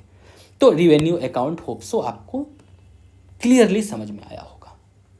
बात करते हैं कैपिटल अकाउंट की। तो कैपिटल अकाउंट को मैंने क्या बताया, इसे समझो बड़ी पर्स, जहाँ पे कि ह्यूज मनी या तो आएगी या तो जाएगी। और इस जगह इस अकाउंट में मनी आपको डेली नहीं आएगा, या तो हो सकता है मंथली आए या फिर ओकेजनली आए। इस तरीके का ओकेजनली मतलब एक बार साल में कभी आ गया। यहाँ पे भी हम कैपिटल अकाउंट को दो पार्ट में, एक तो कहाँ से मनी आ रहा है और कहाँ मनी जा रहा है, मतलब रिसीट और एक्सपेंडिचर, पैसे का इनकम और खर्च। पैसे कैसे रिवेन्यू अकाउंट में, कैपिटल अकाउंट में आएगा, बड़ी बड़ी पैसे, जैसे मान लो loan and borrowings. Government of India मान लो $10 बिलियन का लोन किससे ले लिया है, वर्ल्ड बैंक से लिया, हो सकता है IMF से लोन लिया, हो सकता है किसी कंट्री अमेरिका से लिया। तो इस तरह की जो लोन और बोरोइंग करते हैं हम लोग, उसे रखते हैं कैपिटल अकाउंट के कैपिटल रिसिप्ट में। सेकेंड होता है सेल ऑफ गवर्नमेंट एसेट। मान लो गवर्नमेंट ऑफ इंडिया की संपत्ति थी, मान लेते हैं एयरपोर्ट कोई था, हमने इस पे एयरपोर्ट को बेच दिया। मान लो LIC का स्टेक होल्डर टोटल, मान लो पहले गवर्नमेंट ऑफ इंडिया के पास 90% था, तो 60% गवर्नमेंट ऑफ इंडिया ने मान लो इसको बेच दिया, प्राइवेटाइज कर दिया।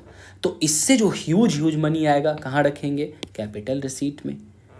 Recovery of loan principal amount, हमने किसको दिया था, एग्जाम्पल में नेपाल को दिया था $2 बिलियन मान लो। तो $2 बिलियन जब वो हमें रिटर्न करेगा तो उसका प्रिंसिपल अमाउंट, ये ह्यूज अमाउंट एक बार में आएगा। तो जो प्रिंसिपल अमाउंट रखेंगे कहाँ पे, कैपिटल रिसिप्ट में। और प्रिंसिपल अमाउंट के साथ साथ क्या देता है, कोई आपको इंटरेस्ट भी देता है। ऐसा थोड़ी 2 बिलियन लेगा तो 2 बिलियन ही देगा, वो जो इंटरेस्ट, बट मैंने क्या बताया आपको, इंटरेस्ट होता है डेली, इसलिए इंटरेस्ट को हमने कहाँ उठा के रख दिया, इंटरेस्ट यहाँ है और रिकवरी ऑफ लोन यहाँ है। देखो कितना सुंदर तरीके से हमारे कॉन्स्टिट्यूएंट मेकर ने इतने सुंदर से सब कुछ डिजाइन करके दिया है कि उसने सोचा कि रिकवरी ऑफ लोन जो है ना, वो तो एक बार में होगा, इसलिए इसे, और ह्यूज मनी होगा कैपिटल रिसीट में रखो, और लोन पे इंटरेस्ट हमें क्या होगा, डेली मिलेगा, तो इसे यहाँ रखो। बस समझने की बात है, इतना हेक्टिक जॉब इसमें कुछ भी नहीं है, बहुत ईजी वे में दिया हुआ है ये चीज़। तो जिसकी वजह से क्या है कि हम इसे अच्छे से यदि रिलेट करें तो समझ सकते हैं। तो ये हो गया recovery of loan principal amount. उसके बाद होता है डिसइन्वेस्टमेंट ऑफ PSUs। डिसइन्वेस्टमेंट मतलब क्या होता है कि अब मान लो कोल इंडिया, जैसे कि गवर्नमेंट ऑफ इंडिया की जो भी कंपनी है उसका स्टेक होल्डर को बेचना, मतलब ऐसे 100% मान लो ओनरशिप गवर्नमेंट ऑफ इंडिया के पास है, उसमें से हो सकता है क्या कि 20% स्टेक होल्डर प्राइवेटाइज कर दे, तो इससे भी ह्यूज मनी मिलेगा। ऐसे मनी को भी हम लोग कहाँ रखते हैं, कैपिटल रिसीट में हम ऐसे मनी को रखते हैं। सेकेंड आता है अब एक्सपेंडिचर। तो बड़ी बड़ी huge money government of India को कहाँ खर्च करनी होती है, तो सबसे पहले तो जो मान लो हमने बड़ी बड़ी लोन ली है, उस लोन को रीपे करना होगा, तो रीपेमेंट ऑफ लोन, और उसका भी कौन सा, प्रिंसिपल अमाउंट। ये मनी हम अब वापस कर रहे हैं, ये खर्च में ही जाएगा हमारा, तो ये चला गया। और इंटरेस्ट पे कैसे करते हैं, तो डेली करते हैं। तो इंटरेस्ट जब हमें खुद के लोन पे देना होगा तो हम लोग किस पे रखेंगे, तो यहाँ पे देखो इंटरेस्ट पेमेंट आ गया, सेम इसी के तरह का है लोन में और यहाँ पे इंटरेस्ट पेमेंट में। उसके बाद है इंफ्रास्ट्रक्चर क्रिएशन। बड़ी बड़ी मान लो पोर्ट बनानी है, रेलवेज बनानी है, तो जो बिग क्रिएशन होता है, इंफ्रास्ट्रक्चर क्रिएशन हुआ, तो उसकी खर्च कहाँ से जाएगी, कैपिटल एक्सपेंडिचर में मेंटेन होगी उस अकाउंट में। और लोन टू स्टेट गवर्नमेंट, यदि स्टेट गवर्नमेंट को लोन दे रहे हैं तो वो सब भी खाता मेंटेन कहाँ होगा, तो वो कैपिटल एक्सपेंडिचर में होगा।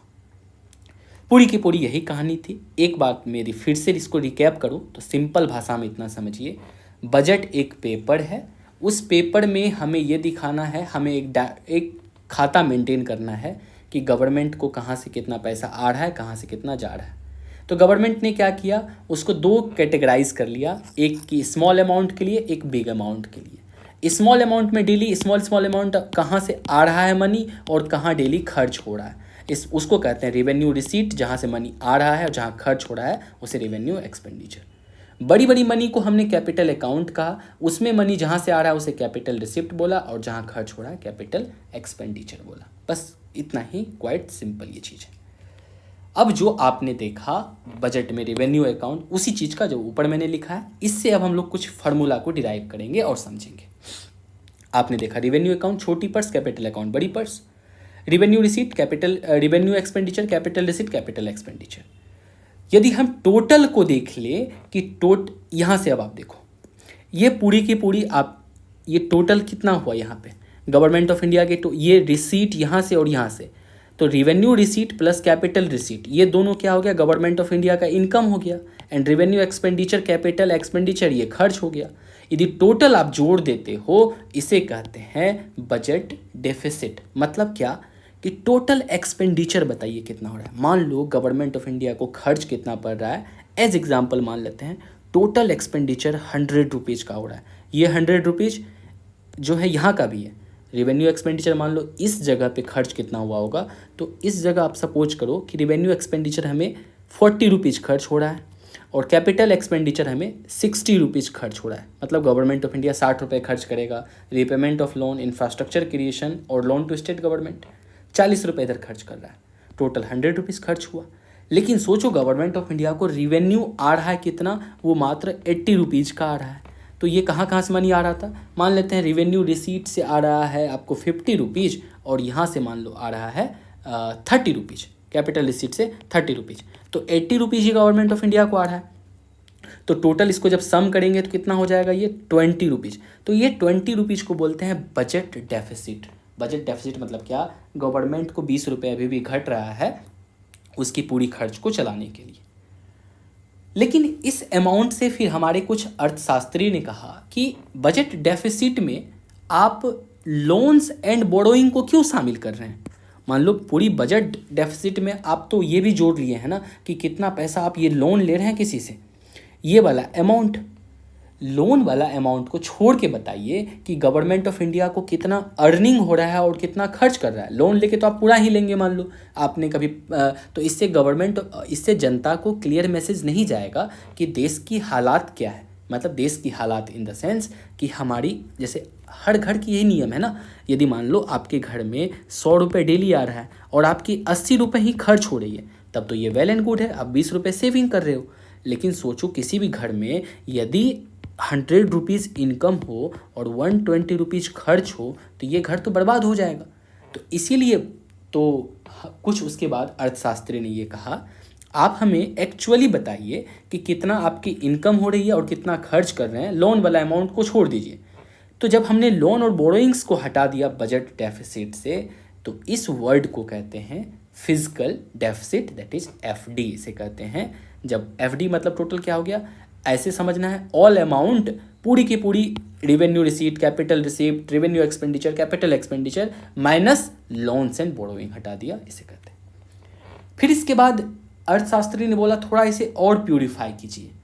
फिजिकल डेफिसिट तो सही है, हम इससे एक्चुअल स्थिति अर्थव्यवस्था का अभी भी नहीं जान पाएंगे, बिकॉज ये इंटरेस्ट पेमेंट जो कि हर साल गवर्नमेंट को मतलब सबसे अधिक पैसे इंटरेस्ट पेमेंट में देना पड़ता है, बिकॉज हम लोन अधिक लेते हैं। तो ये तो डेवलपमेंट का पैमाना नहीं है ना कि हम कितना पैसा इंटरेस्ट में दे रहे हैं। इसको हटा के ज़रा बताइए, तो मुझे एक डाटा दीजिए तो कि टोटल मनी में से जो है हमारे पास प्राइमरी डेफिसिट कितना है। तो बोला ठीक है वो भी बता देते हैं आपको। तो फिजिकल डेफिसिट आपने देख लिया, उसमें से बस इंटरेस्ट पेमेंट को हटा दीजिए। इंटरेस्ट पेमेंट को हटा दीजिएगा तो आपको जो फार्मूला मिलेगा that is known as primary deficit. अब थोड़ा ध्यान से समझो, प्राइमरी डेफिसिट में हमने, हालांकि फार्मूला क्लियर है, हमने क्या किया है, सिंपल सी बात है। कोई आपसे पूछे what is the meaning of primary deficit, तो हम बोलेंगे कि गवर्नमेंट ऑफ इंडिया का टोटल ले लीजिए आप एक्सपेंडिचर, माइनस कीजिए, क्या कीजिए आप इसमें से, ये एक्सपेंडिचर हो गया, रेवेन्यू रिसीट प्लस इसमें माइनस कीजिए कैपिटल रिसीट। लेकिन इसमें से जो है ना आप दो अमाउंट को छोड़ दीजिए। किस किस अमाउंट को छोड़ दीजिए, एक तो लोन्स एंड बोरोइंग वाला अमाउंट को छोड़ दीजिए, और सेकंड जो इंटरेस्ट पेमेंट हम लोग कर रहे हैं ये दोनों अमाउंट को छोड़ दीजिए। तो इससे जो पता चलेगा, इससे एक्चुअल पता चलेगा हमारी प्राइमरी डेफिसिट कितनी है। आफ्टर दैट प्राइमरी डेफिसिट में से फिर से हम लोग एक और उसके बाद बोला क्या, इसमें भी थोड़ी सी प्रॉब्लम है एक्चुअल, और थोड़ा हम लोग इसको प्यूरिफाई करते हैं इस डाटा को। बोला हमें बताइए इफेक्टिव रिवेन्यू डेफिसिट कितना है। बोला ये क्या होता है इफेक्टिव रेवेन्यू डेफिसिट। तो बोला देखिए हम बताते हैं। आप अब देखिए जो ग्रांट दे रहे हो किसी स्टेट को, ग्रांट हम लोग कहाँ दे रहे थे, ये वाला देखो रेवेन्यू रिसीट का नॉन टैक्स अमाउंट में जो था, तो ये ग्रांट हम स्टेट को दे रहे थे, सॉरी ग्रांट यहाँ पे ग्रांट टू स्टेट, वो तो फॉरेन कंट्री को दे रहे थे। तो रेवेन्यू एक्सपेंडिचर का, तो ये मनी भी बोला डेवलपमेंटल नहीं है। ग्रांट में जो पैसा दे रहे हैं मतलब फ्री का मनी दे रहे हैं, वो क्या कर रहा है नहीं कर रहा है। हमें एक्चुअल अर्थव्यवस्था की स्थिति जाननी है, तो आप क्या क्या डिलीट कर दो, ग्रांट टू स्टेट डिलीट करो, उसके बाद क्या करो लोन्स एंड बोरोइंग को ख़त्म करो, और उसके बाद क्या करो ये चीज़ ख़त्म करने के बाद जो है उसके बाद उसमें आप जो भी उसमें इंटरेस्ट पेमेंट किए थे इंटरेस्ट पेमेंट को भी हटा दीजिए। जब इतना चीज़ को आप हटा देते हो तब जाके, यानी कि प्राइमरी डेफिसिट में से आप ग्रांट टू द स्टेट को हटा देते हो, वो जो चीज़ हमें मिलता है that is known as effective revenue deficit. और एक चीज़ और बच गया है, ये डेली वाला खर्च में कितना पैसा डेली गवर्नमेंट को आ रहा है और कितना खर्च हो रहा है। तो revenue expenditure minus revenue receipt को कहते हैं रेवेन्यू डिफिसिट। जैसे मान लो 40 रुपये डेली पैसे खर्च हो रहा था गवर्नमेंट को और 50 रुपये आ रहा था, तो इस केस में क्या होगा, रेवेन्यू डिफिसिट कुछ नहीं हो रहा है, मतलब 40 आप क्या करो रेवेन्यू रिसीट एक्सपेंडिचर, तो ये 40 माइनस क्या करो 50 करो, तो 10 रुपीज़ तो गवर्नमेंट ऑफ इंडिया को फ़ायदा ही हो रहा है, तो यहाँ पे कोई डेफिसिट नहीं हो रहा है। लेकिन ऐसा केस रहता है यहाँ पे कि ये जो है यहाँ पे, एक मिनट वेट अ सेकेंड, देखो इस केस में क्या होता है, एक एग्जांपल से समझते हैं कि डेली का खर्च मान लो हमें ये मेंटेनेंस वगैरह में कितना खर्च हो रहा है, मान लेते हैं रेवेन्यू एक्सपेंडिचर हमें खर्च हो रहा है 100 रुपीज़ और पैसे आ कितने रहे गवर्नमेंट को, मान लेते हैं 80 रुपीज़ आ रहे हैं, तो रेवेन्यू डेफिसिट जब निकालते तो वो होता 100 माइनस 80 दैट इज़ 20 रुपीज़ का डेफिसिट है। इतने गवर्नमेंट को मनी का शॉक लग रहा है, इतना पैसे का कोई सोर्स नहीं बन रहा। तो ये वर्ड था रेवेन्यू डेफिसिट। होप सो आपको सारा क्लियर हुआ होगा। बजट डेफिसिट मतलब टोटल कितना एक्सपेंडिचर हो रहा है सरकार को, कितना खर्च हो रहा है माइनस कितना इनकम हो रहा है, that is known as budget deficit. इस बजट डेफिसिट में यदि हम क्या करें लोन्स एंड बोरोइंग को हटा दे, budget deficit minus loans and borrowing, तो वो मिलता है फिजिकल डेफिसिट। फिजिकल डेफिसिट में फिर से इंटरेस्ट वाला अमाउंट को हटा दीजिए तो हमें मिलता है प्राइमरी डेफिसिट, और प्राइमरी डेफिसिट से ग्रांट टू द स्टेट भी हटा दीजिए, that is known as effective revenue deficit. Hope so ये भी खत्म हुआ। अब इसके बाद एक टॉपिक समझते हैं जिसमें कि हमने बात किया था कि गवर्नमेंट ऑफ इंडिया की मनी 3 जगह पे रहती है। मोस्ट ऑफ मनी मतलब 99% मनी रहती है कंसोलिडेटेड फंड ऑफ इंडिया में, उसके बाद कुछ मनी रहती है कंटिजेंसी फंड ऑफ इंडिया में, एंड नेक्स्ट मनी जो होता है पब्लिक अकाउंट में। तीनों को एक एक करके समझते हैं। कंसोलिडेटेड फंड ऑफ इंडिया को कहते हैं all the earnings and spending of government of India. Government of India की जितनी भी खर्च हैं और जितनी भी स्पेंडिंग है, जितनी भी अर्निंग प्लस स्पेंडिंग, उन सभी को कंसोलिडेटेड फंड ऑफ इंडिया में रखा जाता है उस मनी को। इसमें किस तरह की मनी होगी, सभी प्रकार की money plus tax plus revenue plus lone, मान लो किसी से लिया है गवर्नमेंट ऑफ इंडिया ने, ट्रेजरी बिल जारी किया है। लोन जो लेते हैं गवर्नमेंट ऑफ इंडिया उसे ट्रेजरी बिल जनरली कहते हैं, बट इसमें थोड़ी अलग कंसेप्ट है, बट अभी समझ सकते हैं आप। Only loan of government of India is known as treasury bill, plus बहुत सारी कंट्री से लोन लिया, ग्रांट लिया, इन सारे मनी को कहाँ रखते हैं कंसोलिडेटेड फंड ऑफ इंडिया में। उसके बाद आपसे हमने कई बार अभी तक जिक्र कर चुके हैं आज कि जितनी भी मनी इसमें आया उसे निकालने के लिए या इस अकाउंट में डालने के लिए हमें एक लॉ की ज़रूरत होती है, और इसको यहाँ से जो मनी निकलता है कंसोलिडेटेड फंड ऑफ इंडिया से, इसको 2 कैटेगरी में रखते हैं। एक को कहते हैं charged on consolidated fund of India, एक को कहते हैं expenditure made from consolidated fund of India. जो भी चार्ज एक्सपेंडिचर होता है वो बताया था नॉन वोटेबल होता है पार्लियामेंट में।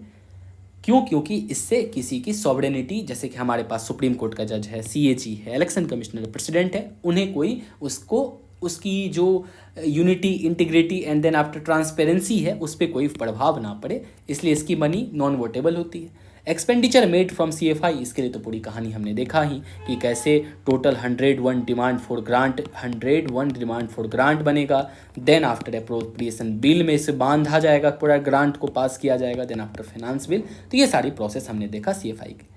कंटेंजेंसी का मतलब देखो क्या होता है, emergency fund.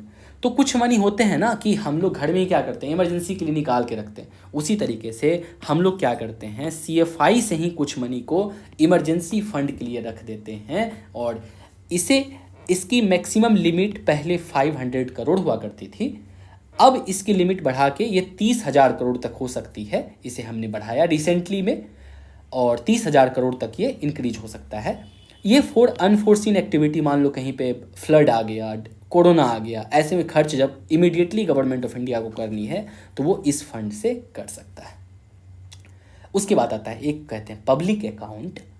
Public account generally ये गवर्नमेंट ऑफ इंडिया की अर्निंग नहीं है, ये आम जनता का पैसा होता है, हम लोगों का पैसा जो गवर्नमेंट ऑफ इंडिया अपने पास रखता है। ये हमारा ही पैसा है, बट गवर्नमेंट ऑफ इंडिया के पास अभी रखा हुआ है, तो गवर्नमेंट ऑफ इंडिया सोचता है क्यों ना इस मनी से कुछ पैसे कमा लिया जाए। ऐसे मनी को कहते हैं पब्लिक अकाउंट मनी। समझते हैं इसको। पहली बात तो it is not the earning of government of India, it is people's money. ये आम आदमी का मनी है and government holds it as a trustee. जैसे एग्जाम्पल समझो, जैसे आप मान लो क्या करते हो, कोई आदमी जॉब में है, तो जॉब में उसका PF कटता है, प्रोविडेंट फंड मनी, मतलब आपको रिटायरमेंट के समय में मान लो कुछ मनी दिया जाएगा, बट वो मनी तो 60 साल के बाद आपको दिया जाएगा। तब तक वो मनी को गवर्नमेंट सोचता है क्यों इसको फालतू, मतलब ये तो भी ये फालतू है, अकाउंट में पड़ा रहेगा, तो उस मनी को गवर्नमेंट ऑफ इंडिया कहीं कहीं इन्वेस्ट कर देते हैं। और इन्वेस्ट करने के लिए तो ये वो सारी मनी को गवर्नमेंट ऑफ इंडिया जो कंट्रोल करते हैं in the account known as public account, इसलिए बोलते हैं यह गवर्नमेंट ऑफ इंडिया की अर्निंग नहीं है बल्कि आम जनता की मनी है। और इस मनी को खर्च करने के लिए, खर्च इन द सेंस इन्वेस्ट करने के लिए कोई भी पार्लियामेंट्री परमिशन की अप्रूवल नहीं होती है। इसमें कौन कौन सी मनी आती है, तो PF मनी आती है, provident fund deposit, small saving deposit, deposit and advances, national investment fund से इन सब तरह की मनी को पब्लिक अकाउंट में रखा जाता है। तो ये टोटल 3 फंड हमने देखा, that is CFI, all money CFI में मनी आती है गवर्नमेंट ऑफ इंडिया की। इसी CFI से कुछ मनी निकाल के कंटिजेंसी फंड में डाल दिया जाता है, जो कि इमरजेंसी केस में यूज करेंगे। पब्लिक अकाउंट मनी तो गवर्नमेंट की है ही नहीं, आम जनता की मनी है जो गवर्नमेंट अपने पास रखती है। प्रोसीजर हमने डिस्कस कर लिया। अब हम लोग लास्ट में थोड़ी सी बात ये देखते हैं कि जब आपने देखा होगा जब बजट आता है तो हर साल तो टोटल 12 बजट डॉक्यूमेंट पास आता है, और एक उसके बाद होता है फाइनेंस मिनिस्ट्री का स्पीच जो उन्होंने पार्लियामेंट में दिया है। ये आपको देखने को कहाँ मिलेगा, आप जब इस वेबसाइट पे जाएंगे indiabudget.gov.in पे, तो आपको ये डॉक्यूमेंट देखने को मिलेगा। आइए अब चलते हैं हम लोग last concept of today's class, that is क्यों आखिर किसी भी एक पार्टिकुलर ईयर में 4 साल की बजट डाटा को प्रेजेंट किया जाता है। इसके पीछे क्या लॉजिक है, क्या एनालॉजी है, समझते हैं। इसे देखो, जैसे एग्जाम्पल के तौर पे समझते हैं कि हम लोग अभी 2023 में हैं और इस साल जो गवर्नमेंट ऑफ इंडिया ने बजट पेश किया वो बजट था फॉर 2023 टू 2024 के लिए बजट हमने पेश किया। ये बजट पेश किस डेट को हुआ, तो ये हुआ 31 जनवरी को ये पार्लियामेंट में आया। दैट इज, जिसे आप समझो ऐसे समझ लो, मान लो फरवरी मंथ में हम लोग, फरवरी 1 हो ही गया। इस दिन इंट्रोड्यूस बजट किया, किस तारीख के लिए हमने इंट्रोड्यूस किया कि ये बजट जो एप्लीकेबल होगा हमारा फाइनेंशियल ईयर कब से स्टार्ट होता है, तो 1 अप्रैल 2023 से लेके ये 31 मार्च 2024 तक के लिए हमने ये बजट का एक जो है हमने एस्टिमेट्स बताया। क्या आपने कभी सोचा है कि हम क्या कर रहे हैं, अभी 2 मंथ पहले ही अपने फ्यूचर वाले ईयर के लिए हम क्या कर रहे हैं, प्लान बना रहे हैं कितना मनी खर्च होगा। लेकिन क्या कभी कोई पार्टिकुलरली ये बता सकता है कि आने वाले साल में एग्जैक्ट इतना ही मनी खर्च होगा? जैसे ये सोचो, किसने सोचा था जब 2020 का बजट आया होगा, तो किसने सोचा था क्या बस 2 मंथ के बाद मार्च में कोरोना आ जाएगा और वो इंटायर इकोनॉमी को डिसरप्ट कर देगा और पूरा बजट का जो वो जो हमने डाटा प्रिपेयर किया चौपट हो जाएगा? ये तो कोई नहीं जानता है। इसीलिए चूंकि हम फ्यूचर को देख नहीं सकते हैं, तो हमने ये जो बजट बनाया है अपने आने वाले साल के लिए, उसे कहते हैं बजट एस्टिमेट्स। इसीलिए देखो 2023 से 24 के बीच में क्या लिखा हुआ है, बजट एस्टिमेट। ये एस्टिमेट कर रहा है कि आने वाले साल में हमारा जो है क्या इतना मनी क्या होगा, खर्च होगा, बजट एस्टिमेट हो गया। अब फिर अगले साल क्या होगा, अब अगले साल के सिनारियो पे चलिए। मतलब क्या, ये 31 मार्च 2024 है, तो यहाँ पे भी कभी आएगा कौन सा दिन, तो 31 जनवरी आएगा, 31 जनवरी 2024। और इस दिन हम लोग फिर क्या करेंगे, नेक्स्ट ईयर के लिए बजट लेके आ जाएंगे। यहाँ पे हमने फिर से बजट लेके आए, और वो बजट किसके लिए होगा, तो वो बजट होगा हमारा 2024 से लेके 2024 से लेके 25 तक। तो हम क्या किए हैं, इस जगह पे पहुँचे हैं कब तक, 31 जनवरी, मान लो फरवरी मंथ ही समझो, टेक्निकली समझने के लिए भी समझते हैं कि ये मान लो 31 नहीं तो 1 फरवरी ही समझ लेते हैं। लेकिन अभी भी हमारे पास क्या हुआ है कि अभी भी हमारे पास जो है यहाँ पे रिमेनिंग 2 मंथ तो बचा हुआ है। तो हमने जो पिछले साल जो बजट एस्टिमेट्स बताया था, बट हम इतना तो कह सकते हैं ना कि 1 अप्रैल से लेके 31 जनवरी तक एक्चुअली में हमने कितना, मतलब ये खर्च हुआ जो हमने एस्टिमेट्स लगाया था, चूँकि ये साल अब बीत चुका है। तो हम इस समय क्या करते हैं, अपना जो बजट एस्टिमेट्स बनाए थे पिछले साल, इस बजट एस्टिमेट को अब बोलेंगे क्या, एक बार इसको रिवाइज कर देते हैं इस पीरियड के लिए, 31 जनवरी तक के लिए। अब इस साल का हम क्या करेंगे, रिवाइज्ड एस्टिमेट निकालेंगे। तो देखो इसलिए क्या किया है, तो ये जस्ट पिछले साल के लिए बताया, तो ये रिवाइज्ड एस्टिमेट लाया है। और बट अभी हम कंप्लीटली नहीं कह सकते हैं पूरी अनुमान के तौर पे कितना, बिकॉज 2 महीने अभी भी बचा हुआ है, हो सकता है कोई पेंडेमिक आ जाए और बजट पूरा का पूरा वो गड़बड़ा जाए सिस्टम। अब जब 2024 वाला सिस्टम चलेगा, तो फिर जो होगा 2025 में जो मेरे पास टाइम आएगा, 2000 इसका जो होगा मान लो 31 जनवरी ऑफ 2025, ये समय में हमें एक्चुअली में पता चलेगा कि 2023 से 24 का बजट अब जाके इसके पास इसका पूरा डाटा हमारे पास अवेलेबल है, इस पीरियड का कंप्लीट डाटा अवेलेबल है। तो कब पता चला ये हमें, 2024 से 25 में, मतलब 3 साल के बाद हमें पता चल रहा है। इसीलिए 3 साल बैक जब आप देखते हैं तो ये क्या आपको मिलता है, एक्चुअल एस्टिमेट मिलता है। अभी जैसे 23 से 24 है, तो 21 से 22 का हमें एक्चुअली डाटा अब सब कुछ मिल चुका है, बिकॉज ये ईयर कंप्लीट हो चुका है।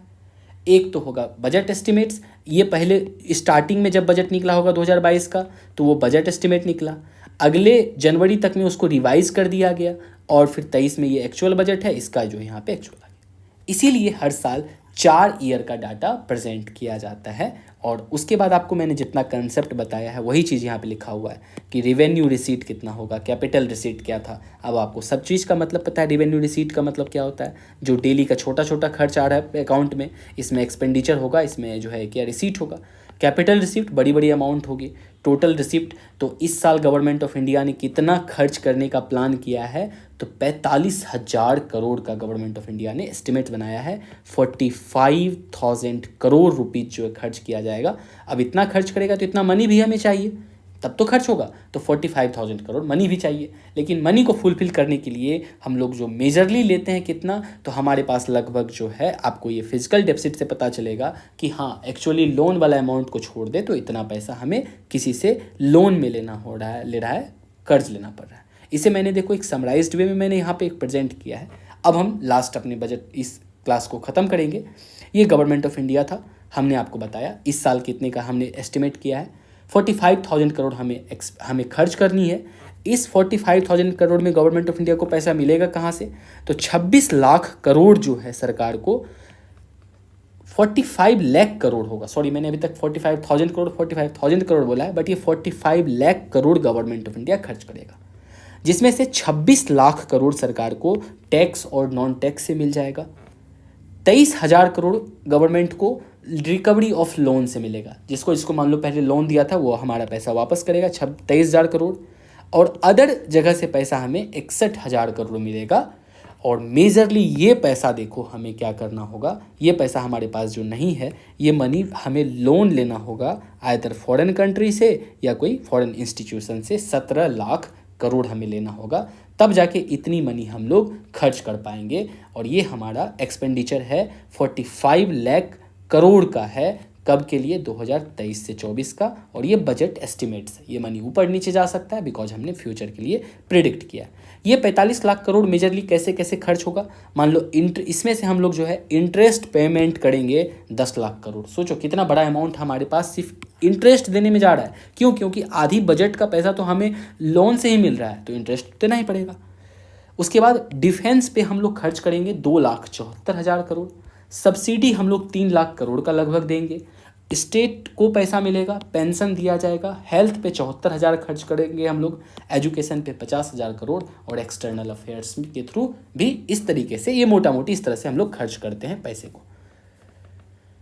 सब कुछ खत्म हो चुका है। एक बात बस अब जान लो, जीडीपी कितना है इंडिया का।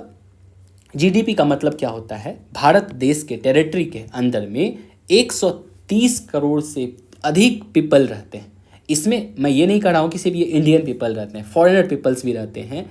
इन सभी ने जितना भी मनी जनरेट किया एक साल में, उन मनी के एक्युमुलेशन को जीडीपी कहते हैं। हमारा जीडीपी, रियल जीडीपी प्रेजेंट में कितना है? 160 लाख करोड़। रियल जीडीपी का मतलब क्या है? हम हर सामान का प्राइस 2011 और 12 में जो मनी का प्राइस था उसी प्राइस पे कैलकुलेट करते हैं। एग्जाम्पल के तौर पे समझो, एक कोई कंपनी है, मान लो एक कंपनी ने 10 वाटर बॉटल बनाया और 2011 से 12 में इस बोतल का प्राइस भी 10 रुपये था। तो सोचो इस कंपनी ने कितना प्रोडक्शन किया? तो 100 रुपये का प्रोडक्शन किया। जब हम मान लो ये 2022 से 2023 में हम लोग इसे ये काउंटिंग कर रहे हैं, रेट कब का इसने जोड़ा है? 2011 से 12 का रेट में ये कैलकुलेट किया। अभी भी सोचो इसकी प्रोडक्शन 10 यूनिट ही कर रही है, लेकिन अब इस प्राइस, बोतल की प्राइस हो गई 20 रुपया, तो अब इसकी इनकम कितना जनरेट कर रहा है? 200 रुपीज़। तो ये हो गया 2023 में, तो ये हो गया 200 रुपये का। लेकिन आप देखो यदि कंपेयर करो तो इसकी जो प्रोडक्शन है 10 का 10 है, तो इसीलिए इसे एक्चुअल बजट हम लोग नहीं कहते, मतलब एक्चुअल जो है ना जीडीपी नहीं कहते हैं जब आप करंट ईयर के प्राइस को लेते हो, बिकॉज प्रोडक्शन तो 10 ही है, लेकिन इसमें क्या दिखा रहा है? इसका जीडीपी डबल हो गया है, इसका ग्रोथ तो डबल हो चुका है, 100 रुपये से पहले 200 रुपये कमाता है, लेकिन बात करें तो क्वान्टिटी तो बढ़ा नहीं है। इसीलिए हम लोग रियल जीडीपी में क्या करते हैं? कॉन्स्टेंट प्राइस से मेजर करते हैं। तो इसके अकॉर्डिंगली हमारा जीडीपी 160 लाख करोड़ का है। और नॉमिनल जीडीपी का बात यदि हम लोग करें तो हमारा नॉमिनल जीडीपी मतलब इसी साल के 2022 से 23 के कांस्टेंट प्राइस पे मेजर करें तो हमारा जीडीपी 272 लाख करोड़ है, 272 लाख करोड़। इसी 272 लाख करोड़ रुपए से कुछ पीपल क्या करते हैं? गवर्नमेंट ऑफ इंडिया को एज अ टैक्स के मनी में देते हैं, कुछ लोग इसमें से फाइन के रूप में देते हैं। तो इस 272 लाख करोड़ में गवर्नमेंट ऑफ इंडिया के पास जो मनी जा रहा है वो 45 lakh crore rupees government of India तक पहुंच रहा है। इसमें आम जनता का टैक्स मनी है, अलग अलग तरीके का फ़ी है, फाइन है, प्लस उसके बाद गवर्नमेंट ऑफ इंडिया जो लोन लेती है वो भी मनी है। और इस मनी से गवर्नमेंट ऑफ इंडिया पूरी साल अपना खर्च चलाती है, अलग अलग तरीके की स्कीम्स लाती है और पूरे देश को गवर्न करती है। होप सो आपको कुछ कंसेप्ट की क्लैरिटी मिली होगी इकोनॉमिक्स में। ये डाटा ही को ही मैंने ऊपर डिस्कस किया। यहाँ से इकोनॉमिक्स का बेसिक्स ऑफ बजट कंप्लीट होता है। मिलेंगे हम लोग आने वाले करंट अफेयर्स लेक्चर में, जहाँ पे कि फ्रिक्वेंट मुझे यूज करनी होगी इन सब डाटा को, इन सब कंसेप्ट को। इसलिए मैंने सोचा कि एक वीडियो ऐसा बनाया जाए जिसमें कि सारी बजट से रिलेटेड कंसेप्ट को क्लियर किया जाए। एंड बहुत जल्द आपको इकोनॉमी की जो है फाउंडेशन कोर्स यूट्यूब पे देखने को मिलेगी, वो भी बिल्कुल फ्री होगी, इसी तरह से इस चैनल पे मिलेगी। Thank you so much for the discussion. मिलते हैं नेक्स्ट वीडियो में। अभी पतझड़ नहीं आया, अभी से पत्ते झड़ गए। अभी पतझड़ नहीं आया, अभी से पत्ते झड़ गए। भाई राहगीर ये हम कौन सी गाड़ी पे चढ़ गए। भाई राहगीर ये हम कौन सी गाड़ी पे चढ़ गए। अभी है बाप जिंदा, बेटे बंटवारे को लड़ गए। अभी है बाप जिंदा, बेटे बंटवारे को लड़ गए। भाई राहगीर ये हम कौन सी गाड़ी पे चढ़ गए। भाई राहगीर ये हम कौन सी गाड़ी पे चढ़ गए।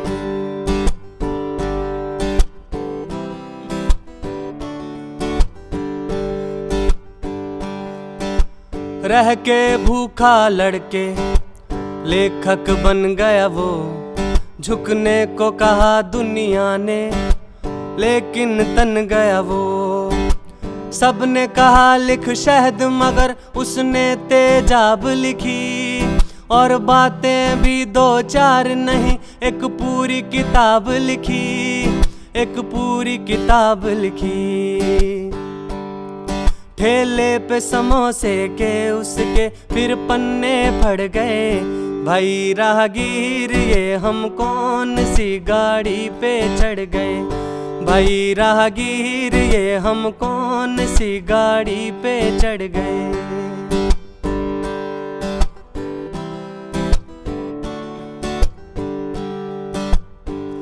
किसी कचरे से बीज लिया, किसी नाली से पानी, फिर उनसे खेल खेल कर काटी उम्र जवानी। जब बाग लगा तो नजरें टिक गई दुनिया वालों की, पर उसने वापस मुंह पर मारी दौलत सालों की, अरे दौलत सालों की। उसके मरते ही बेटे बिक गए, बाग उजड़ गए। भाई राहगीर ये हम कौन सी गाड़ी पे चढ़ गए। भाई राहगीर ये हम कौन सी गाड़ी पे चढ़ गए।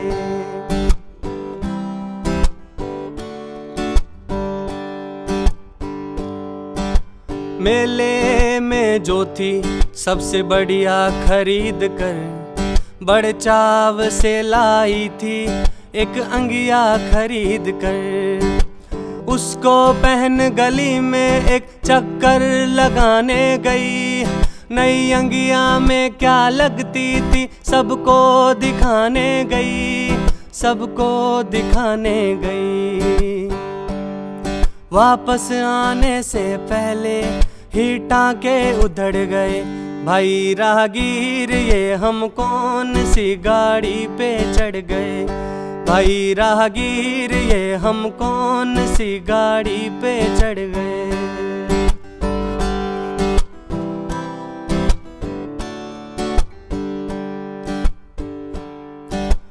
एक सयाने ने कहा तूफान आएगा, सब कुछ उड़ा ले जाएगा, घमसान आएगा। एक सयाने ने कहा तूफान आएगा, सब कुछ उड़ा ले जाएगा, घमसान आएगा। पर वहाँ पे जो थे सारे एक से एक सयाने थे, और सबके अलग ही राग थे, अलग ही गाने थे, अलग ही गाने थे। तूफान से पहले ही हालात बिगड़ गए। भाई राहगीर ये हम कौन सी गाड़ी पे चढ़ गए। भाई राहगीर ये हम कौन सी गाड़ी पे चढ़ गए।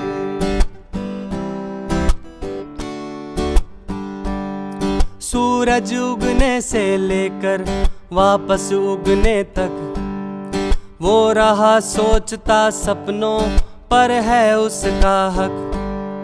पर कहा बाप ने सुन मेरा एक सपना पुराना, जो मैं ना कर पाया तू वो करके दिखाना, वो करके दिखाना।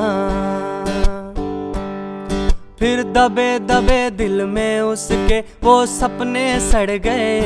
भाई राहगीर ये हम कौन सी गाड़ी पे चढ़ गए। भाई राहगीर ये हम कौन सी गाड़ी पे चढ़ गए। अभी पतझड़ नहीं आया, अभी से पत्ते झड़ गए। भाई राहगीर ये हम कौन सी गाड़ी पे चढ़ गए। अभी है बाप जिंदा, बेटे बंटवारे को लड़ गए।